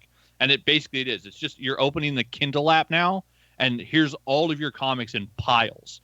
It's like you took you had like 10 long boxes of organized comics with little markers on them of everything you'd read, where you had read, what you hadn't read. Everything was labeled. Everything was separated in these nice 10 long boxes. Everything was great. And they took those long boxes and just dumped them into a pile in the middle of your floor and said, there's your library. Yeah, I mean, you go through it. There's no 2-page view. How do you not have a 2-page view for double-page spreads on comics? When you go to look at a 2-page spread now, it shrinks it down and puts vertical bars above and below it to keep the vertical landscape, and you can't zoom. And you can't just tilt on your side to basically... From what I'm seeing, what everybody's saying, you can't the way that you used to be able to. It's not impossible to read a 2-page spread, but they made it damn near illegible. So for a lot of people are sharing pictures where it literally just shrinks it down. And so like it sucks on your iPad. It's really awful on the phones. And it's really, really bad on desktop. Apparently the desktop app is just destroyed. This is just the list of things they gutted from Comixology, as this Twitter person put it, was 0 end user gain. No more DRM free downloads. They canceled all subscriptions outside the U.S. So I got a bunch of emails that were confusing as fuck because I get my emails from Comixology that says, hey, your credit card's about to be charged tomorrow for your comic that you're getting on Wednesday. So I start getting emails from Amazon that says, hey, your subscription to your Kindle is going to be downloaded on this day. I'm like, I don't fucking subscribe to anything on Kindle. What the fuck are you talking about? And so it was literally an email telling me that the subscriptions I have on Comixology are now considered Kindle subscriptions. And so they're trying to basically merge everything. But yeah, in the same email, apparently if you are a shopper outside the U.S., they just canceled your subscriptions. They're all canceled, and you can't subscribe to a comic book series right now if you are outside of the U.S. on Comixology. So that's literally costing them money because the dumb fucks broke their subscription model. There's no in-browser reading the way it used to be done. They lost all functionality on the website. Oh, and they also took away the button that said submit. Because you used to be able to submit to Comixology to do comic books with them. Oh, There's they no got rid of submit. that too? Yeah, there's no more Comixology submit. You have to submit to Kindle. So let me see. Here's what this @_Gadato had a great tweet that said, think it's impressive that certain comics piracy sites will actively now have more fucking functionality than Amazon Comics now that they're folding Comixology. There are pirate sites that are now going to be better than Comixology. Where was it about the submit thing? Oh, yeah. So small creators are struggling with the recent closure of the Comixology Submit program in favor of Amazon's old Kindle Direct Publishing. So instead of submitting it to Comixology, getting it picked up, and then making it a Comixology original, you would just have to self-publish with the Kindle Direct thing. It says Kindle Direct requires creators to manually format all the transitions between panels, which is a hell of a lot harder to do for a comic than it is a book where you're just turning a page. This is doing every single transition for every panel on every page of a comic. Any comics already published through Comixology Submit were not grandfathered into Kindle Direct.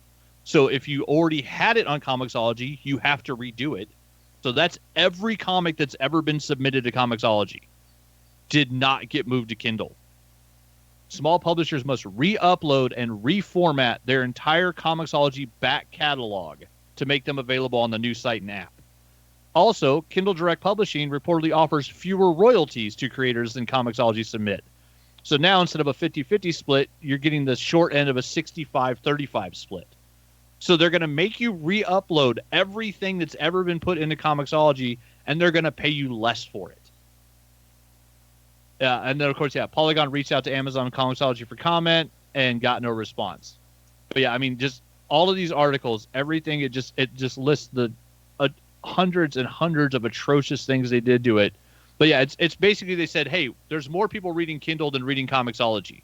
So instead of using an app that's been built for 20 years and has amazing functionality that everybody loves, and just adding Kindle libraries to it, and then, maybe, updating the UI, whatever to call it, Amazon Kindle / Comixology, whatever, they literally took the Comixology library, stripped the app, and shoved it into the Kindle app, and it's shit. It's absolute shit. In the chat room, I'm going to avoid updating my Comixology app on my iPad as long as I can. In the chat room, Haru Fonz is asking, did Marvel and DC pay Amazon to do this? No, Marvel and DC, I assume, didn't. They have their own apps, and as much as Marvel may have a troubled history when it comes to digital comics at this point in time, look at their current redemption policies for digital comics. It's completely atrocious and horse shit. Well, they did the thing where you had to take a picture, send it in, and get an email back, and I think that stopped, and they're back to just having the little codes. Yeah. Yes, they've tried. Comics I got this week had codes in them again when you pull the tab off. They've tried multiple times to kill the digital comic that comes with the physical comic. Mm-hmm. And it's annoying. And at one point in time, it was you had to photograph the comic and the redemption page and email it to them for them to email you back a code. And if you're someone who gets, say... First, they have to email you back an email saying that they got it. Okay. So if you turn in 8 of them, which you can't do multiple submissions on the one web page, you can only submit one at a time, from a drop-down list of every single comic that's available for Marvel at that time to be redeemed digitally. So as they've kept doing this, that little fucking drop-down list gets longer and longer and longer because they have to make every comic available, because on the digital thing, they made it to where you could redeem it for a year. So the last time I did my comics last week, I had to redeem 8 comics. I had to do 8 separate emails, get 8 separate replies of the automated system, wait 2 days, and get 8 separate emails after that of codes to then put in one at a time. Yeah, it's atrocious. The new comics this week that I saw all have the actual peel with the code underneath it, where you just type in the code on the Marvel Submit page. You can do 10 of them at a time, 20 of them at a time, hit submit. They all go into your Comixology account. Yeah, it was god-awful that they tried to get rid of that. One of the reasons I buy my Marvel comics physically is because I get a free digital copy with them. I buy the only comic book that I get from DC right now is Nightwing, and I get it digitally because DC is not going to give me a free digital copy. So fuck them. Why buy a physical copy and have it take up space when I don't get a digital one that I can just reference whenever I want? So I just have my Nightwing on digital. All my Marvel books I've been buying physically because I get a free digital copy with them that I can then reference, but I still get to keep I get to keep the hard copies. Yeah, it's Oh, this is such gross. a ridiculous system. I'm reading through their thread of stuff, of their FAQ on it. Item 13, the Comixology web store will redirect you to your local Amazon Comics and Manga store. So you can even get the Comixology web page, which was great for finding stuff that was surfaced up to you, which means the sales are probably going to go away too. Sales are going to go. There'll be no more sales. There'll be no more Comixology sales the way they did them. And that was one of the things that Patton Oswalt very specifically pointed out on his Twitter thread about this, is that he has randomly found literally hundreds of indie comic books that he'd never heard of, had never seen, had no thing of. Like, there was no way that anybody would ever like get this comic in Patton's face. But because he was surfing on Comixology, and Comixology had his algorithm from having read thousands and thousands of comics, it would recommend comics to him of these tiny indie publishers. Some guy that's got, a 4-issue miniseries that he did 20 years ago, and it's the only book he ever did. And Patton would find those books and buy them and then fucking tweet them out and talk to people about them. Our own David Pepose had a huge day when fucking Patton Oswalt, I believe, on Comixology, found the Spencer and Locke comic and said how great the comic was, tweeted it out, and a ton of his followers, I'm betting, went and bought David's book because of that. And now none of that's going to happen anymore. Guys, it already happened. I just tried to go to Comixology.com and it redirected me to Amazon with a thing saying, welcome to the new Comixology. Yeah. So yeah, the Comixology store is basically dead. And yeah, I mean, I pulled it up on my phone. It's just this, instead of the Comixology app, this is what you have now. You have a pile of comic books. So each one of these, like, the new title I'm reading is fine because, like, it's just Suicide Squad. It's one book. It's a Comixology Unlimited. But the second thing, or the second thing is Nightwing. There's 14 issues because the new series is short. The second or the third thing that you tap on is Amazing Spider-Man. There's 102 comics underneath this thumbnail. So how the fuck am I supposed to go through all of those and find where I'm at, where I haven't read, which ones I have read? There's nothing to indicate it. And it literally starts with number 1. You have 102 items in the series. View all items in the series. Like, it's insane. They literally just took all of your comics and dumped them into a pile. What a shame. Yeah, this is going to cost them money. And here's the kicker. There's no competitor, really, to go and... Yeah. Other than going to individual stores. So, say the DC store, the Marvel store, the Dark Horse store, the Image store. I think they all have their own storefronts, but there's not one place that's condensing it all into one location. And the DC and Marvel ones are really just reskins of the Comixology store, where you can only access. So if you go to Marvel and you go to the Marvel digital store, all you're looking at is a reskin of your Comixology account, but you can only see Marvel comics. Because, of course, you're on Marvel's website. They're not going to show you any other company's comics. DC is the same way because DC had their own app and then they fucking killed it. So, yeah, this is the one major app for comics, and Amazon is fucking ruining it. Yeah, the only hope is that they roll back this update and move the Kindle libraries into the Comixology app. If they don't, it's causing them bad publicity. People are fucking pissed. I guarantee you there's people canceling subscriptions right now on top of the ones that they canceled themselves because they fucking got rid of it. But they don't care because it's just a blip. It's a blip. It's a drop in the bucket. People will get mad. They'll hear about it for 2 months. And then it's, well, I don't really have any better way to do it. And people will go back to using it. I mean, and let's be frank here. You touched on it earlier. They did this because Kindle has more eyes on it. So their hope here is by folding this into the Kindle world, for lack of a better term, that they get more eyes that may want to buy comics. This isn't done to support the Comixology and the comics side of the house. It's done to bring more eyes to Kindle services. It's try to get them more money. To be frank, I'm surprised it didn't happen sooner. Yeah, the shitty thing is that, I mean, they have the option. They own Comixology. They bought it. They own that fucking app. They literally have the option to just take the entire Kindle app, those libraries, and move them over into the Comixology app. Well, I don't think it's that simple.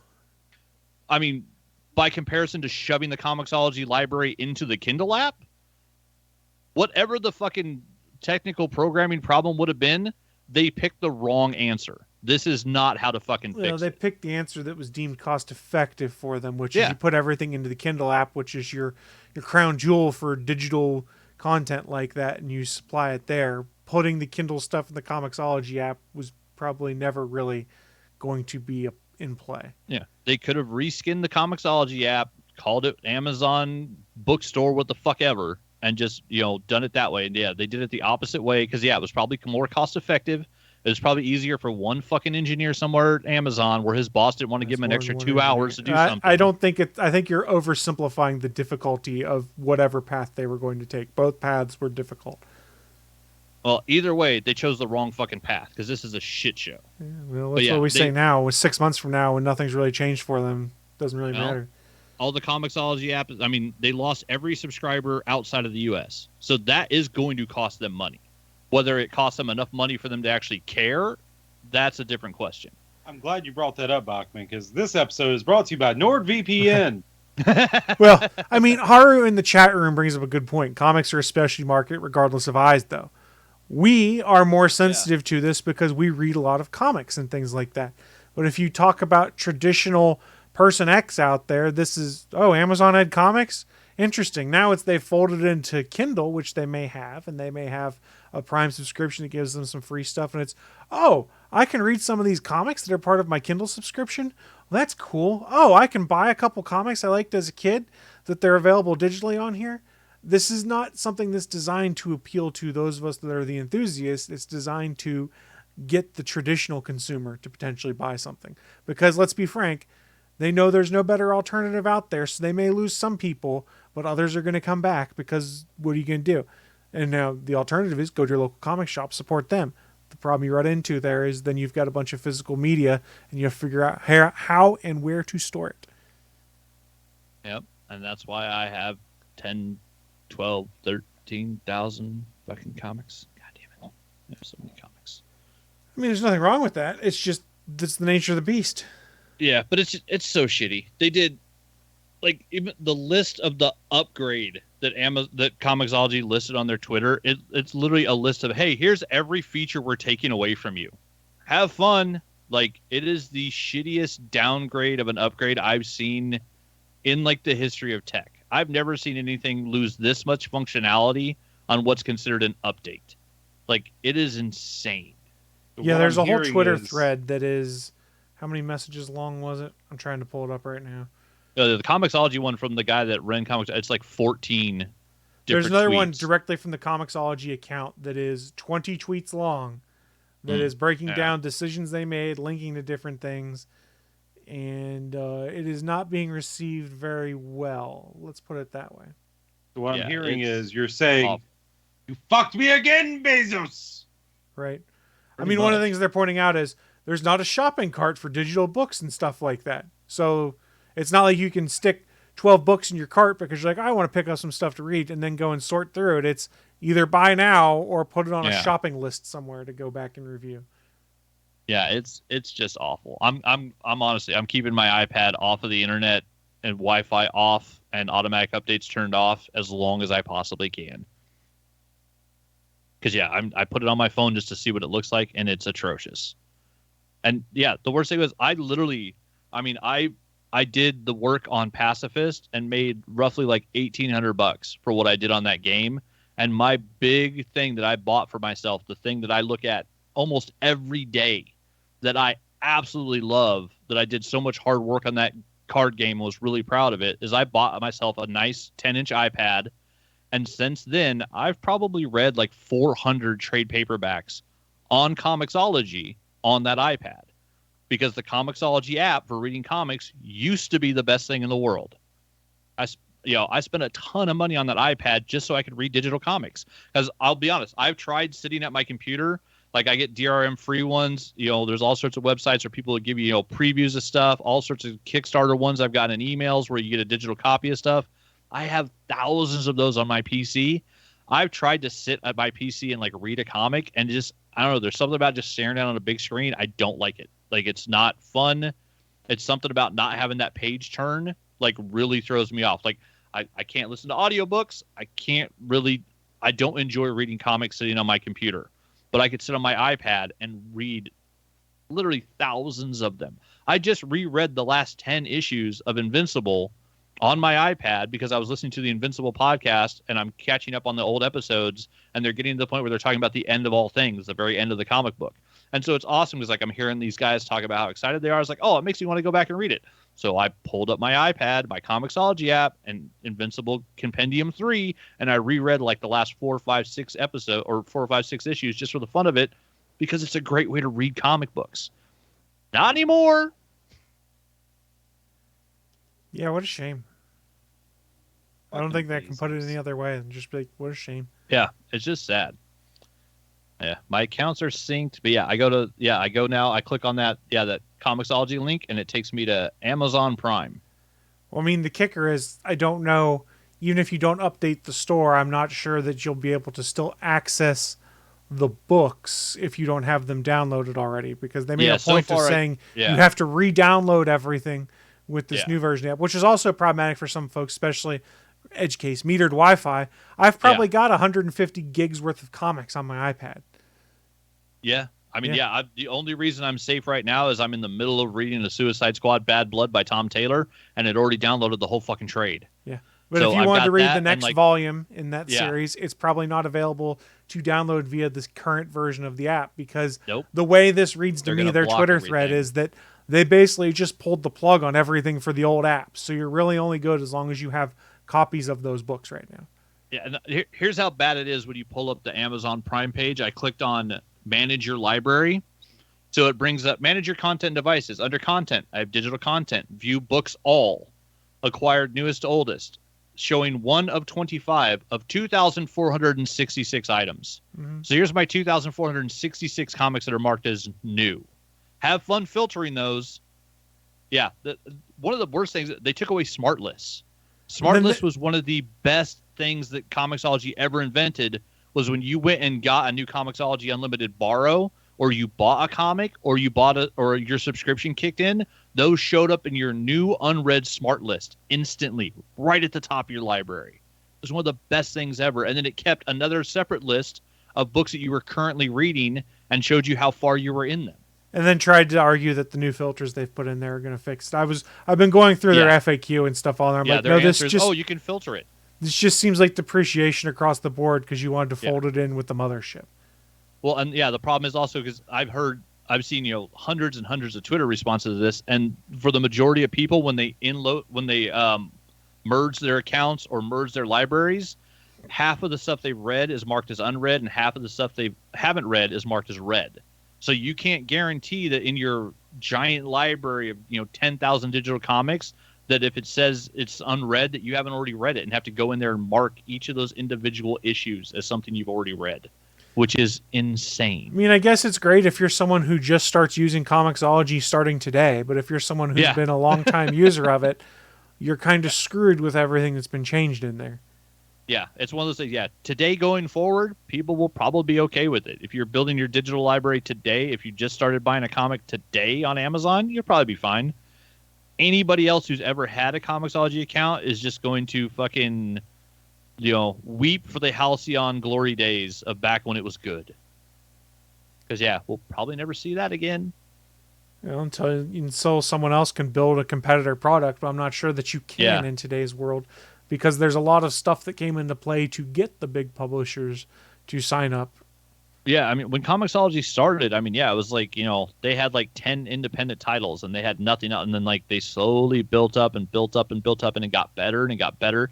The original Comixology app wasn't fantastic. It was good, but from the get-go, it wasn't fantastic. But they worked on it for over fucking 15, 20 years, making it better and better and better. And their engineers, they programmed the fuck out of that thing. You go in and you can, change all of these different settings and make it to where you can transition however you want the way that you read comics. Full page first, full page last, all these different little things. And it made the comic experience digitally amazing. And now, most of that has been stripped from the app, which is just fucking sad. So, my news of the week is that Amazon sucks. And I'm just, like I said, I'm surprised it took this long for them to fold it all in. Yeah. Yeah, it's just, Unsurprised, but sad nonetheless, I guess would be the best way to put it. Which is, hey, probably you guys that have made it almost 2 hours through in our podcast right now. Congratulations. You're unsurprised that we're still rambling about dumb things. Let's talk about Pop-Tarts again. What do you think? I need some Pop-Tarts. Kidding aside, though, we are about an hour and 40 minutes into things. We do need to start wrapping things up. And as we wrap the show up, we do that with our traditional segment, a little bit called What I'm Into. It's our chance to share with you guys who are watching live or listening later the geeky and nerdy things we've been getting into, because you may want to go check them out yourselves. And I'll kick things off because my list is pretty simple, because aside from my normal things of work, cleaning up the house, watching professional wrestling on TV and on YouTube, I have played a lot of Pokemon Legends Arceus. No. I beat the regular story last night with about 30 hours into the game. I have not done much of the side quests, which are basically just pretty fetch missions that are go find this or go get this Pokemon's Pokédex entry filled out and show me what it is, because the rewards are often pretty shitty. You'll go and do that, and then it's, oh, I'll give you 2 berries and a Pokeball. And I'm like, great, 2 berries and a Pokeball. I don't really give a crap about it. But I did finish the story last night, and once you're done, there's more of the story, I guess, which is basically finish the Pokédex, which unlocks the final in-game content. I'm not sure I care enough to finish the Pokédex in the game, because for those that aren't aware, they kind of changed how the Pokédex works in this game. Instead of when you catch a Pokemon, you know everything about it now.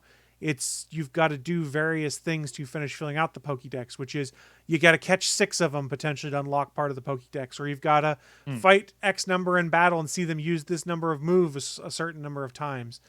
So it's not necessarily as easy as just catch every Pokemon that's out there to fill the Pokédex. It makes it interesting. You're constantly evolving and getting more cool stuff out of things, but Pokédex completion is very difficult, especially for a Pokemon that may not spawn very often. That being said, I put 30 hours into the game. I could easily put more time into it, and I probably will, but I don't feel like I need to just rush to get through things, because like I said, the story's done, and basically all it is now is go hunt Pokemon, which is a lot of fun in the game. Sneaking around, hiding in bushes, throwing Pokeballs at unsuspecting Pokemon and catching them, getting into battles with alpha Pokemon. I've had a lot of fun with it.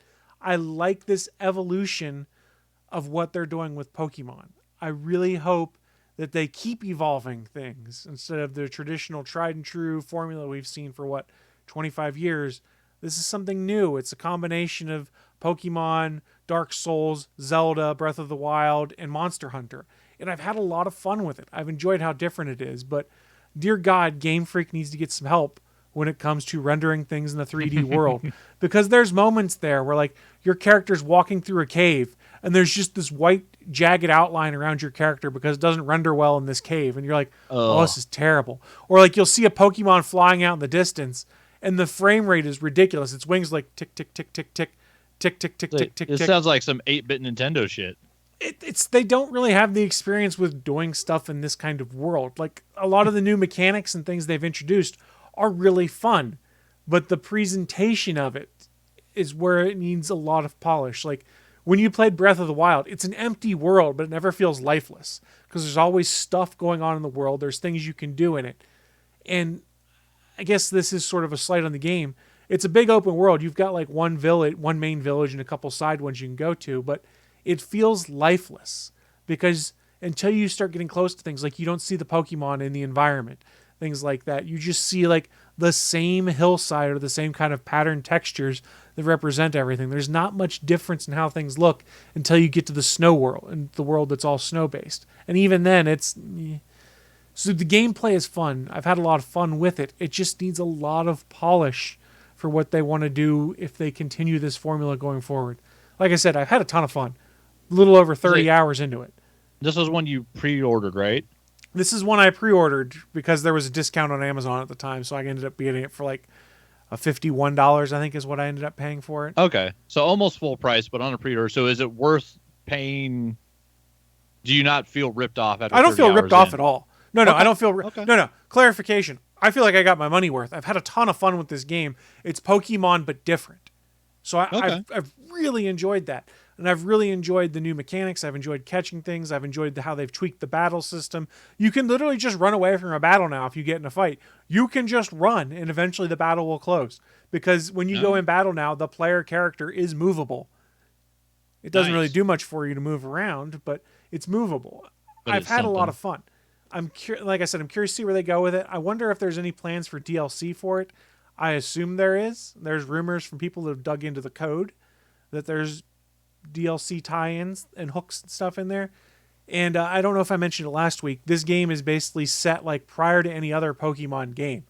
This is before humans and Pokemon have really started to have that symbiotic relationship where they always work together. So humans are mostly scared of them because they'll attack you when you're in wild areas and things like that. So you have to tame them and catch them and things like that. So a lot of the story here is we need to fill out the Pokédex and find out more about Pokemon so people stop being scared of them. And so that you can partner up with them to do things. So it's kind of cool. You're literally back in the early days of Pokemon, prior to when any other game was set. So I've had a lot of fun with it. I think it's worth the money. If you've enjoyed other Pokemon games, you may find the change in format a little jarring at first, but I've come to really enjoy it. That said, the control scheme is very confusing to me. So like when you want to throw a Pokeball, you hold down the right trigger to aim, and then you release to throw. Most people are used to the mechanics in games like this where you use your left trigger as your aim feature and then just tap the right trigger to throw. So there's times when I would try to catch a Pokemon and I would want to go aim, and the left trigger I'd hit and it doesn't really do anything. I'm like, oh, shit. No wonder I missed my chance to catch this one. And there's a lot of crafting they added to this too. So Can you remap the buttons in that game? I don't know. I didn't actually try. You can remap the buttons still on the Switch. I don't know. I assume you No, probably I'm telling can. you can do that. Yeah. I mean, on the Switch itself, not the game. I mean, maybe the game. I don't know. I haven't tried the game, but the Switch itself you can. You can also pair some third-party controllers that allow you to remap on those controllers too, I think. Careful with that. Like 8-bit DOE controllers and stuff like that. I'm pretty sure you can do that. I don't know. I had a lot of fun with it. I recommend it. Like I said, 30 hours in. Other thing I got into is I had to talk to my local comic shop, and I don't know if I'll actually be able to successfully get a pre-order on this. And I don't know if we've talked about it on this show, but George Perez had revealed, I want to say like 3-4 months ago, that he has terminal cancer. So he's been going around doing the rounds, doing some last signings. He's Wille, he's a very famous artist who did a lot of work on Teen Titans, Justice League, Avengers, stuff like that. And the name rang a bell. Yeah, and he is the #1 artist for doing team shots. Yeah. There's a reason George Perez was brought in when they did the Avengers versus the Justice League comic book. That's a very great segue. Nobody draws 80 people on a page like George Perez. So what was announced from I think it's the Comics Initiative, something like that. I'm probably screwing it up. Is that for the first time in forever, there was a Justice League and Avengers crossover book that was done by George Perez and Kurt Busiek in 1999, I want to say, 98 or 99. And once it came out, it's been very, very rarely republished in any way, shape, or form because getting Marvel and DC to agree on republishing of things is difficult. They did announce there is a short 7,000 issue run or 7,000 print run of a trade paperback of all of JLU/Avengers when they did that team up book that will be coming out. I think March 31st is what the date was going to be. However, it is capped at 7,000 issues for this trade paperback that'll be printed. So it's going to be very hard to get. They're going up on Diamond. I talked to my local comic shop and said, hey, I'd really love to get this if you can get it. And the guy who runs it's a friend of mine and goes, I'm going to put in orders for quite a few of these because there's people that are interested. He goes, if I get 1 or 2 of them, I'll be shocked. He goes, you're on the list at #1 if I get one. And he was telling me what he thinks is going on based off talking to some folks is they're doing this short print run now so that some of them will come out while George is not passed, so that he has the potential to do some signings or sketches on that book for some folks. And the money also being raised off these issues is going towards his estate and helping with his medical care and things like that. That's a key point to bring up. And his understanding was they may reprint after George passes in larger quantities. Yeah, I think the last picture he posted was from his hospice. Like he's in hospice care. He'd posted some pictures at DC Comics headquarters a couple weeks back too, where they were rolling out a bunch of stuff and showing it to him, and you could see like genuine delight and excitement. And George has also had like a lot of eye issues and stuff too, so he's had a rough go. Eye strain.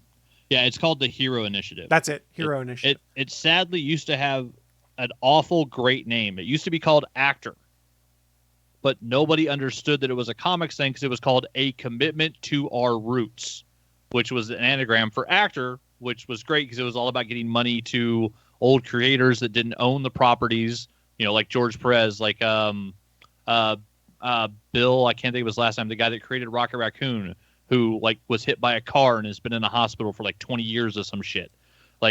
All these guys that work, as freelance artists for comics, but have nothing to show for it after working for Marvel or DC for 20 or 30 years. So yeah, they rebranded it as the Hero Initiative, and yeah, it's a great website. It's where I got my I have Stan Lee bracelets that say Excelsior on it, where they literally just did bracelets for $5 a pop, and it went to the Hero Initiative to help. It's all these guys as they get older, they end up needing medical care, anything like that. It helps pay those bills for them. So it's basically a really big GoFundMe for all the guys that made those comics that you love. That all the shit you read growing up. And I apologize. It was published originally in 2003 and 2004. I think I had them at one point in time as a 4-issue mini. And real quick before we transition off of my stuff, George Perez had commented on his Facebook page about the new edition and said, "I'm so incredibly overjoyed to hear that my fanboy dream is going to be available to a whole new generation of comic book fans who weren't there when it was printed that many years ago. And it's wonderful that it's happening while I'm still alive to see it. Whatever it was that allowed this reprint to be released, I'm very grateful, and on behalf of all the fans, all I can say is well done, DC and Marvel. And of course, I'm so elated that all the profits from this reprint are going to one of my favorite personal charities." Nice. So that was from George. So it's not going to him, it's going to one of his charities, which I think is still just as good in his mind. But yeah, 2003, 2004, it was by Kurt Busiek, colored by Tom Smith, lettered by Comic Craft with George Perez artwork. And I'll put a link to the article on Comics Beat that I'm referencing in our chat room. And this is the perfect example of how George could portray so many characters on one panel or one page at a time, and they would be dynamic and different looking. There is an image that he did for Wizard Magazine 105 that they're sharing on here that is all of these Avengers versus all of these Justice League members that George had drawn for Wizard, which kind of showcases why he's such a great pick. I had that issue. For doing this. I did too. I remember I had that amazing. issue and it just got beat to hell because I kept leafing through it. But this I will remember. be coming. I might have these books. I don't have mine anymore. I think I lost them. Yeah, and then the last time it had been reprinted was in 2005. No, excuse me. There was a hardcover edition released in 2005 and a soft cover in 2008, and they haven't been reprinted since. So this is in regards to a book that a lot of people may want to read. It hasn't been out in forever. The secondary market is huge, and I don't think they released it digitally either. Yeah, I don't know if it's... Oh, I mean, I was going to check. There's not a great way to check anymore. Comixology sucks. And I'd have to go to Amazon. Ugh. You did it again, Bezos! Damn you, Bezos! You bastard.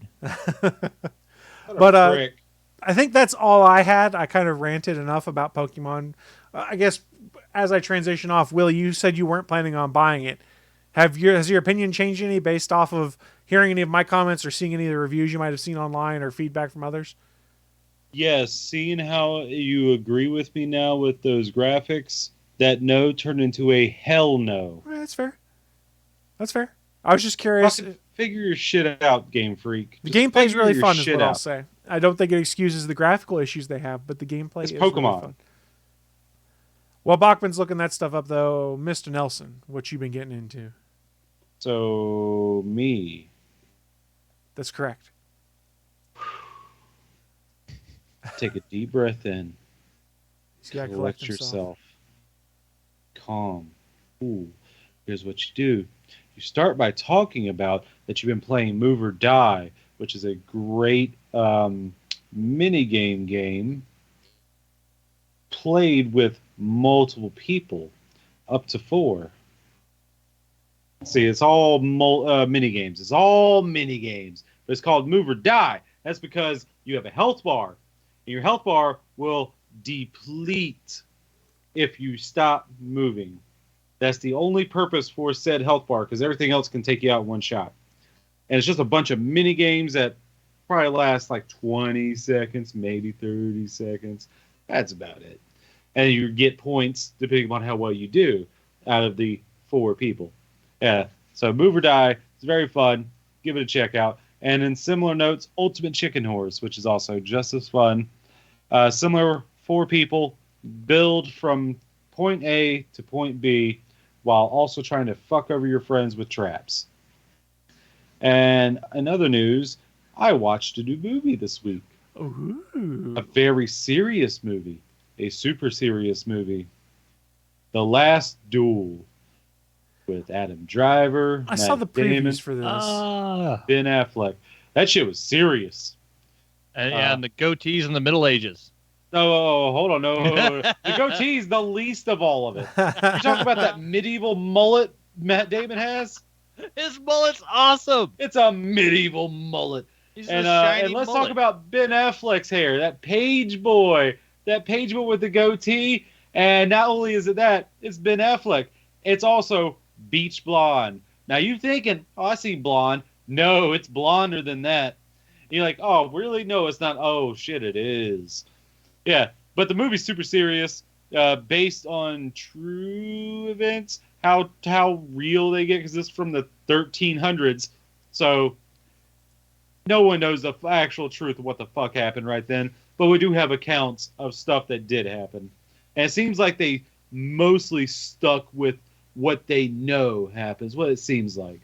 It is based on a book written by someone else who kind of adapted it, pretty much. Yeah. How did you like the storytelling aspect of how they told the story in basically 3 different stories?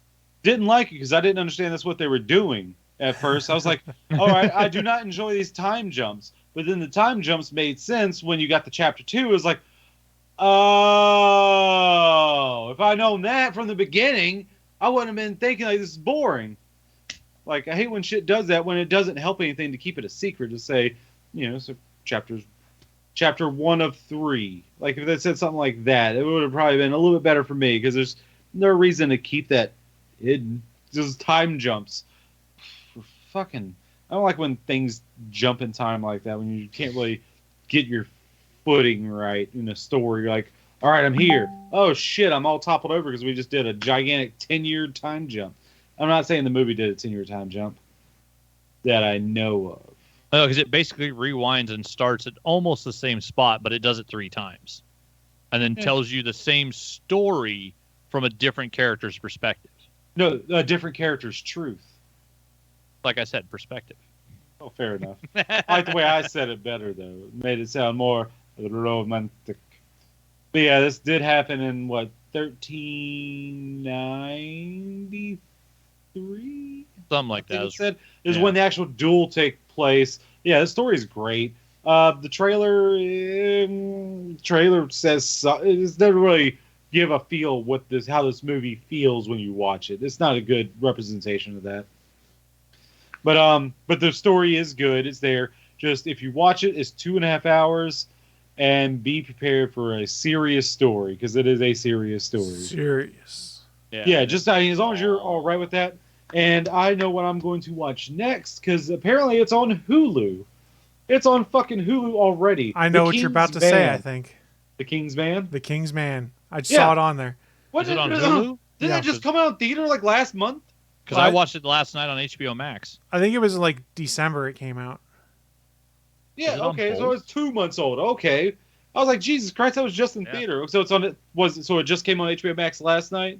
So it was the HBO movie? Holy shit, Saturday movie? Holy fuck, that was fast. Yeah, I guess. Yeah, it was. I was shocked to see it. Maybe that's why I was on Hulu, because I can see it through there, because that's how I get HBO Max. It's Hulu. Okay. Haru in the chat room. to my Hulu. Haru in the chat room confirmed it came out in December. They were there opening day. I mean, I was curious. So I wasn't less opening than day under ready, 60 days. Damn. Didn't look that. It looked more disappointing than the first two. Not gonna lie. But I could be wrong on that. Could be pleasantly surprised. I mean, it's not the regular cast because it's prequel, but I mean, I'm still interested in it. That's fair. And then, other than that, Pop-Tarts. Pop-Tarts! But I'm trying to think. Man, I got fucking nothing, man. That's fair. On our little mini session of D&D, or a little magic school thing, we're just now finished up the first part of it because we're going back to our regular campaign. Let's just say in our magic school we had a Valentine's dance, and I had my own plans. I pretty much Titanicked the dance. What does If that you don't mean? know what that means, I understand why that. You Because fucking on iceberg? the You on never the let set go? of Titanic, while they were filming it, someone, let's just say, put some LSD inside the clam chowder. Ooh, hello. You never heard of this? No. This is real. Shit got real. Still doesn't Cast explain how and bad that crew movie is. affected all over the place. They all got dosed with LSD through the clam chowder. Nice. Yeah, so pretty much I went and found some mushrooms I had to find that weren't lethal, but just made you see some shit. Just fucked with you. That's all. They wanted anyone to die. Just wanted to be fucked with. And I snuck in there, put it into the punch, stirred it around, got the fuck out. Well, you That was didn't my even get to whole have any plan, fun right? then. That was my fun. I could see a bunch of people fucking weird. Yeah. Yeah. And didn't get caught because I'm great. Until someone watches this podcast. Yeah. You just ratted yourself out. You damn do know fool. everyone in the D&D session knew what I was doing already, right? Yeah, I know. I'm just messing with you. Just making sure. Because Willie Nelson didn't do this. Lance Masters did. Ah, okay. Well done, Clance Masters. Well done. Lance Masters. And I'm glad. See, it could be that because a changeling. Hey, Bachman, what you be getting into? Seeing how shitty the Comixology Amazon store is, guess what? If you search for George Perez, what's not even listed? JLA versus Avengers. Possibly the biggest thing in his career. It might not might be find available. Yeah, you might find it in part of the George Perez storyteller book or the Marvel art of George Perez, but the actual Justice League versus Avengers book is not even available in Comixology. I was about to say. Yeah, Cool. so Okay. apparently they never did a digital version of it, which sucks. And it's probably because it is one of the harder books, like rights-wise, because it was Marvel and DC. Like a lot of those crossover books are So, problematic. if you want Is that it? JLA Avengers, the slipcase hardcover edition on Amazon right now for a third-party seller, it's $889 Hey-o! Oh, fuck yeah. with $3.99 shipping. Send me that fucking link right now. Wait, I got Amazon Prime. Is it not free shipping? I don't Should think be. so. Fuck There's, it, there's Duck. people selling Nothing. individual. Jesus! There's people selling individual issues on there for anywhere between $20 to $75 an issue of this Damn. book. It is Yeah, I not need to available go- digitally, I don't think. I mean, I'm I sure need to you go could. through- Sorry, go I need ahead. to go through my collection and see if I have mine. Yeah, I was going to say, I'm sure you could pirate it if you wanted to, but don't. Well, at this point, yeah, I'm not going to feel bad about. Yeah, no, I'm not going to say that because fuck comics. God damn it, Amazon! Why you fucking shit up? Or you can get it $550 for this hardcover edition of it.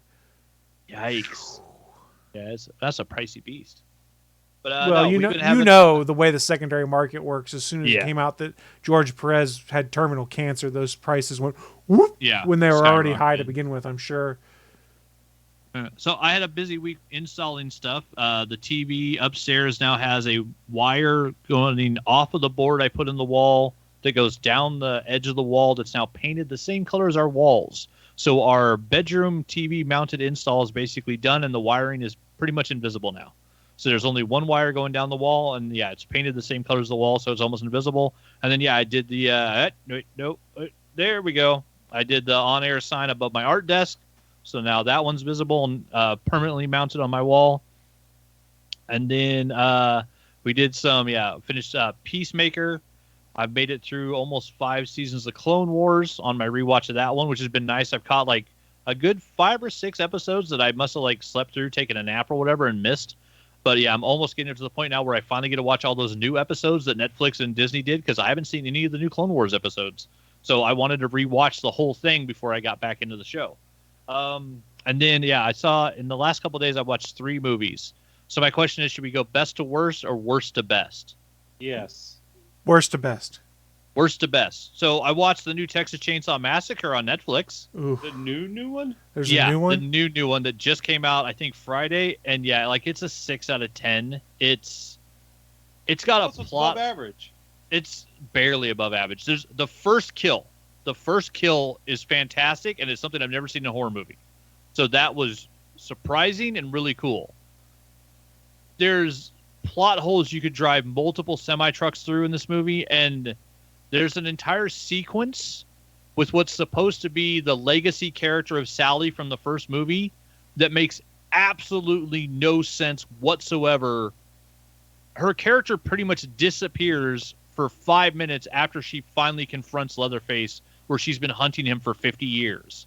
Like like they try to do, it's the same requel bullshit, Halloween and fucking Scream 5, and so it's the same requel shit where they're trying to say none of the other 19 Texas Chainsaw Massacre movies happened, but this is a sequel to the original, like, 1978 Tobe Hooper.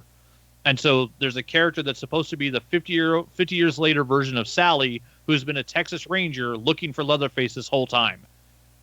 She finally confronts him, and then her character disappears for 5 minutes. It's like if the Jamie Lee Curtis, once Michael Myers got into the house and then was going to trap him, if Jamie Lee Curtis's character just walked outside and sat on the back porch and had a cigarette and like just ignored all of reality for 5, it makes absolutely no sense. You get almost no character development of any of the characters that are like in the town of Harlow to like rebuild it. It's this weird bullshit where apparently they're supposed to be like Instagram superstars, and so they bought the town of Harlow and they're going to rebuild everything, and they show up and, oh, there's still an orphanage and Leatherface lives there and now he's going to kill you all. Like, some of the kills were cool, some of the violence was good, but yeah, it's almost like nobody wrote a script. Like, they just said, hey, we have Leatherface and a bus full of kids, let's go shoot a movie. So yeah, highly disappointing. I was like, influencers? Yeah. Influencers bought a whole town. That's like the premise of this Fuck this bullshit. movie. I'm not watching it. I'm done. This bullshit. I'm already requel. done. Yeah, I saw it for free on Netflix, and I'm like, I'm kind of not happy I watched that. The first kill is solid. Some of the chainsaw stuff's cool, but yeah, like there's so many problems with it. It's a poorly made horror film. Last night, I finished watching Kingsman. That's what we crawled in bed and watched because yeah, that popped up on HBO Max. Fucking solid. It's got a big part of the movie that's kind of a downer, so I don't want to spoil anything, but like there's kind of a part where you're like, well, fuck, like that kind of sucks. But Ralph Fiennes is fantastic in it. The action sequences are good. One of the big disappointments is like 90% of the great scenes were in the trailers. So like as I'm watching the movie, I was like, well, I know what happens here. All right, yeah, that was cool. And I don't remember any of the trailers. All right, well, that'll be helpful. But yeah, like if you watch the hell out of the trailer for the Kingsman, you know what's going to happen in this movie way too much. There's no like great. There was a couple of surprising scenes, but all of the really great scenes were in the trailer, which is highly disappointing because they could have kept some of that stuff back and still cut a good trailer. But I mean, it was entertaining, it was fun. I'm definitely not as good as the Kingsman Secret Service or the Kingsman Golden Circle. I would say this literally is the third of the Kingsman movies, and so it's number 3. Like it's good, but it's not great. The first two I think were great. This one's just good, but it's worth watching. Way better than Texas Chainsaw Massacre. The top of the 3 movies I saw this weekend though was yesterday after we went and got dinner. We came back and the movie I was looking for on HBO Max when we went, oh shit, we could watch the Kingsman, was Antlers. They put Antlers on HBO Max, and that is a horror film produced by Guillermo del Toro with Kerry Russell in it, where this kid's dad is like making meth in an abandoned mine shaft in Oregon and runs afoul of a creature, and then weird shit happens. This is one of the most original horror films I've seen in maybe 10 years. Like, I love Scream 5. I hate the fact that they call it Scream and it's a requel, but they go meta in the story talking about how you have to have legacy characters and you can't redo the first movie, but you kind of have to have some of the same aspects of it, blah, blah, blah. And like they explain the whole thing. And so like as a requel, it works. But like Antlers is as good as Scream 5. And I love Scream 5. Antlers is a solid horror film. And it's one of those ones where you're like an hour, 10 minutes in and you're like, what the fuck is happening? What is going on?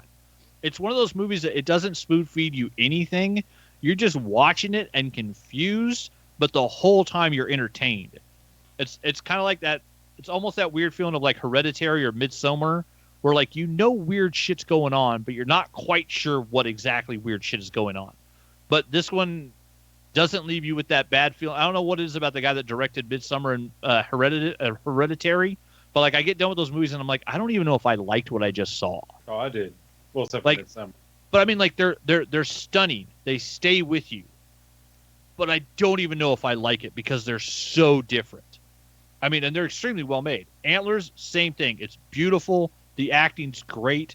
This little kid that they got playing a 12-year-old that looks like he's freaking 8.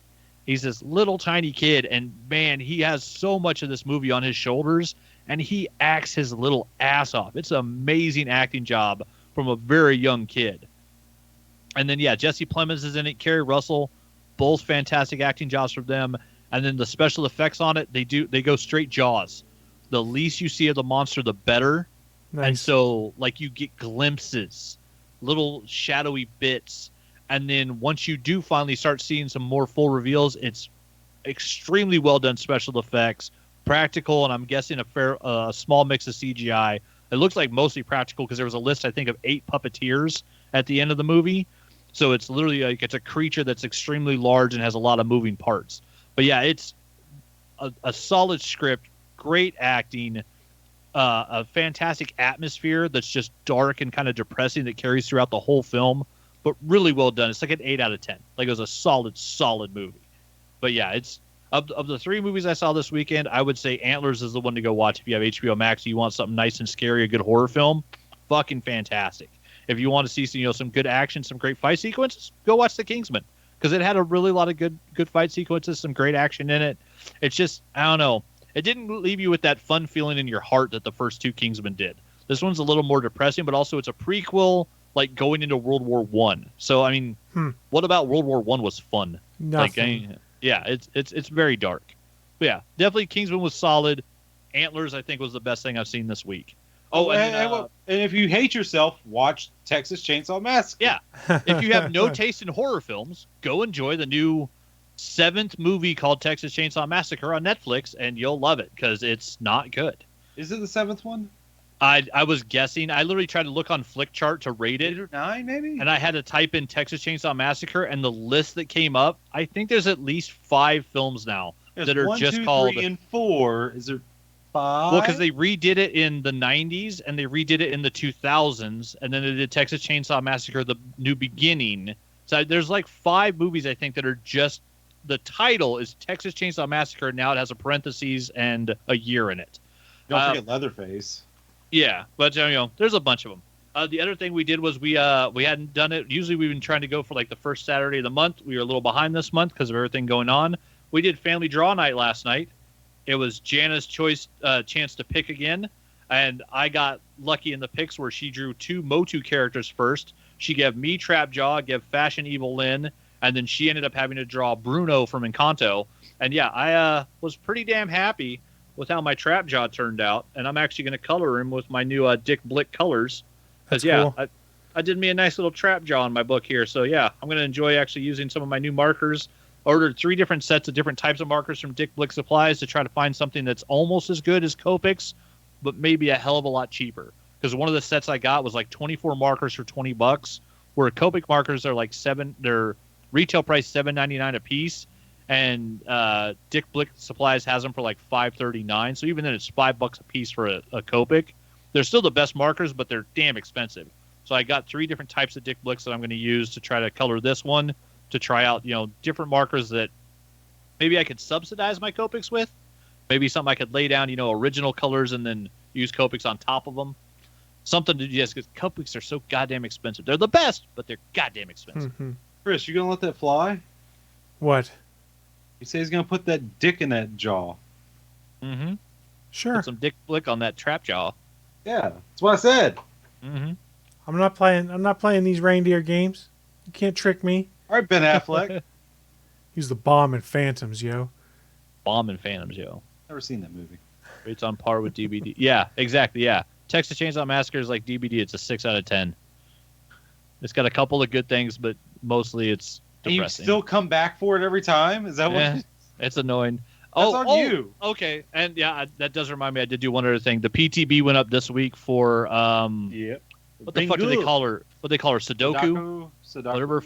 Yeah, they call her the On-Row. They call her Sudoku. It's the girl from fucking Ringu. She's got like 4 names in DBD. They can't decide what the fuck they're gonna call the new killer. But yeah, it's the little girl at the bottom of the well, which never thought the movie was scary. I watched the Japanese and the American versions. I didn't think either movie was that good. I thought the whole concept was kind of dumb. But I think she might be the funnest new killer I've played in DBD in a long time. Your ability to dematerialize and then teleport through televisions, where her teleport is basically instantaneous, is really cool. Her attacks are very strange because she doesn't physically hit you. She does like a force push, and like a ghosty like Japanese kanji pops up, and like that's what actually hits you. So it's very strange to try to aim your hits because you don't have a physical weapon swinging in front of the killer. So that's a little weird. But yeah, she's very cool looking. The lobby they came up with for her is awesome. The music is fantastic. Didn't feel like she was hard to chase people down with. Her power worked really well from the get-go, which was amazing. Sadly, between her and the new survivor, there's 6 new perks, of course, 3 new survivor perks, 3 new killer perks every fucking time. One of her perks is really good, and the other 5 perks they introduced were kind of bleh. 2 of them are just redos of other perks. One is a boon, one is a scourge hook. Her new perk that is awesome, though, is it's like something of the storm, where basically once you get a generator to 90%, you get constant non-stop skill checks. You can go fuck yourself. It is a huge pain in the ass. So as a killer, it's great because any gen that's about to be done just starts popping like a motherfucker. As a survivor, it is a huge fucking pain in the ass because literally you get a gen to 90% and you just skill check, skill check, skill check, skill check, skill check, skill. It's like having those yellow glyphs non-stop to finish a gen. It is I can so do annoying. It's these other dumb fucks that can't do it. Yeah, I think a lot of that also has to do with lag. But yeah, it's a really good, like, it's a crazy perk, but it's something that will change the game, which is interesting because like at this point they need things to change the game. But yeah, the new killer and the new survivor, like I didn't read any of the backstory they wrote for the survivor, but you know, he worked well. His abilities seem to work well. Like pulling tapes in and out of the VCRs was weird. There's a strange bug now in the lobby where if you load in as a survivor on the PTB and you put an item in your character's hand, like a toolbox, then all of a sudden they're holding a toolbox and a VHS tape. It's like the VHS tape just appears. So it's weird because the character's holding 2 different items at the same time and they're kind of meshed together. But yeah, it's probably the funnest PTB that they've put out that I can remember. So that's kind of impressive because also the feedback I'm seeing online from people playing it is everybody's really enjoying it, which is not something that happens too often with the PTB from Dead by Daylight because usually it's 95% people complaining about shit that's broken, which usually is what it is just shit that doesn't work. And yeah, this seems to be a killer that like I'm excited for it to go live because I'm excited to actually play against this killer on the live game because it's a really cool power set they give her. The way she's literally like a mix between like 3 different killers that they've done before, just mixed really well. And it's also funny because she's a midget. She's like super short. She's shorter than any of the survivors, I believe. And so she like psychically like breaks gens and the pallets and like like telekinetically picks up people and puts them on hooks. She doesn't actually physically lift them. So it's kind of like the thing they did with Pinhead where he uses the chains, except now it's just psychic energy. Which, yeah, because I haven't seen, as a survivor, I haven't seen her carry another survivor yet, but I want to see what that looks like because it's got to be funny because she's just so small. But yeah, it's a really cool update for the game. I'm excited to see what happens when it comes out to the live servers. But on the PTB, yeah, it's the most fun I've had probably in the last 10 killers. Like, it's impressive. And as we wrap things up, Willie, I saw something that you probably want the people to be aware of. One of your favorite movies is on sale on Vudu right now. Willy's Wonderland is on sale for $7 for the 4K copy. Got it in one, bitches! Say what? Say what? What was that, Bachman? I said I got it in one, bitches. Oh, I didn't know what you were. I didn't know where you were going. I thought you were going to be sarcastic with it. So, No. Willy's Super Wonderland. turds. I know how much you loved it. It's on sale on Vudu right now as part of their video games inspired sale. You know what? I'm going to go ahead and say right now, best movie of last year. Willy's Wonderland. It has if 4 you like stars weird shit. with 25,000 ratings and a 60% Rotten Tomato rating. One of those ratings is mine. I 5 just- stars. Willy, I just want you to be able to tell the people that one of your favorite movies was on sale. I'm not. You did. Well, because you inspired me. Willy, you inspired me. Me. Nice. I felt inspired to share this story with the people. Everyone should taste my trickle. No. I was going to say, Willie also inspired me to let everyone know we stream this show live every Sunday at 11 a.m. Eastern, 10 a.m. Central over at www.geeks.live, but also at www.nerds.live because we own both. Both will take you to our live streaming page, so use either one of those. And if you're on geeks.live right now as we stream this, please scroll down to the bottom of the page. You'll see a calendar of the upcoming live events that you can check out. That being said, we are about ready to shut this thing down. Before we shut it down, any final thoughts from the Peanut Gallery? I need food. I'm hungry. Why are you putting this on my shoulders, man? I don't know shit. Well, I mean, we know that, but I We figured know that's true. I figured it was just worth asking. Since I Willie's leaned got in nothing Stereo. and everyone's got nothing, we're just going to hit the button and we're going to start getting ready to get out of here and say thank you so much for joining us, everyone. And we will see you next week for more of our horse shit shenanigans. Bye, guys. Shenanigans! Thanks for listening to this brand new episode of the All Things Good and Nerdy podcast. Don't forget, we'll be back next Sunday live at 11 a.m. Eastern, 10 a.m. Central over at live.atgnpodcast.com, channel 3 of the Alpha Geek radio app, and over at our network home at gonnageek.com/live. If you have any feedback for the show, please contact us atgnpodcast@gonnageek.com, on our hotline number at 304-806-ATGN, or even better, go to Twitter and send us a message at ATGN Podcast. The music you've heard in this show is produced by Kevin MacLeod and can be found at incompetech.com.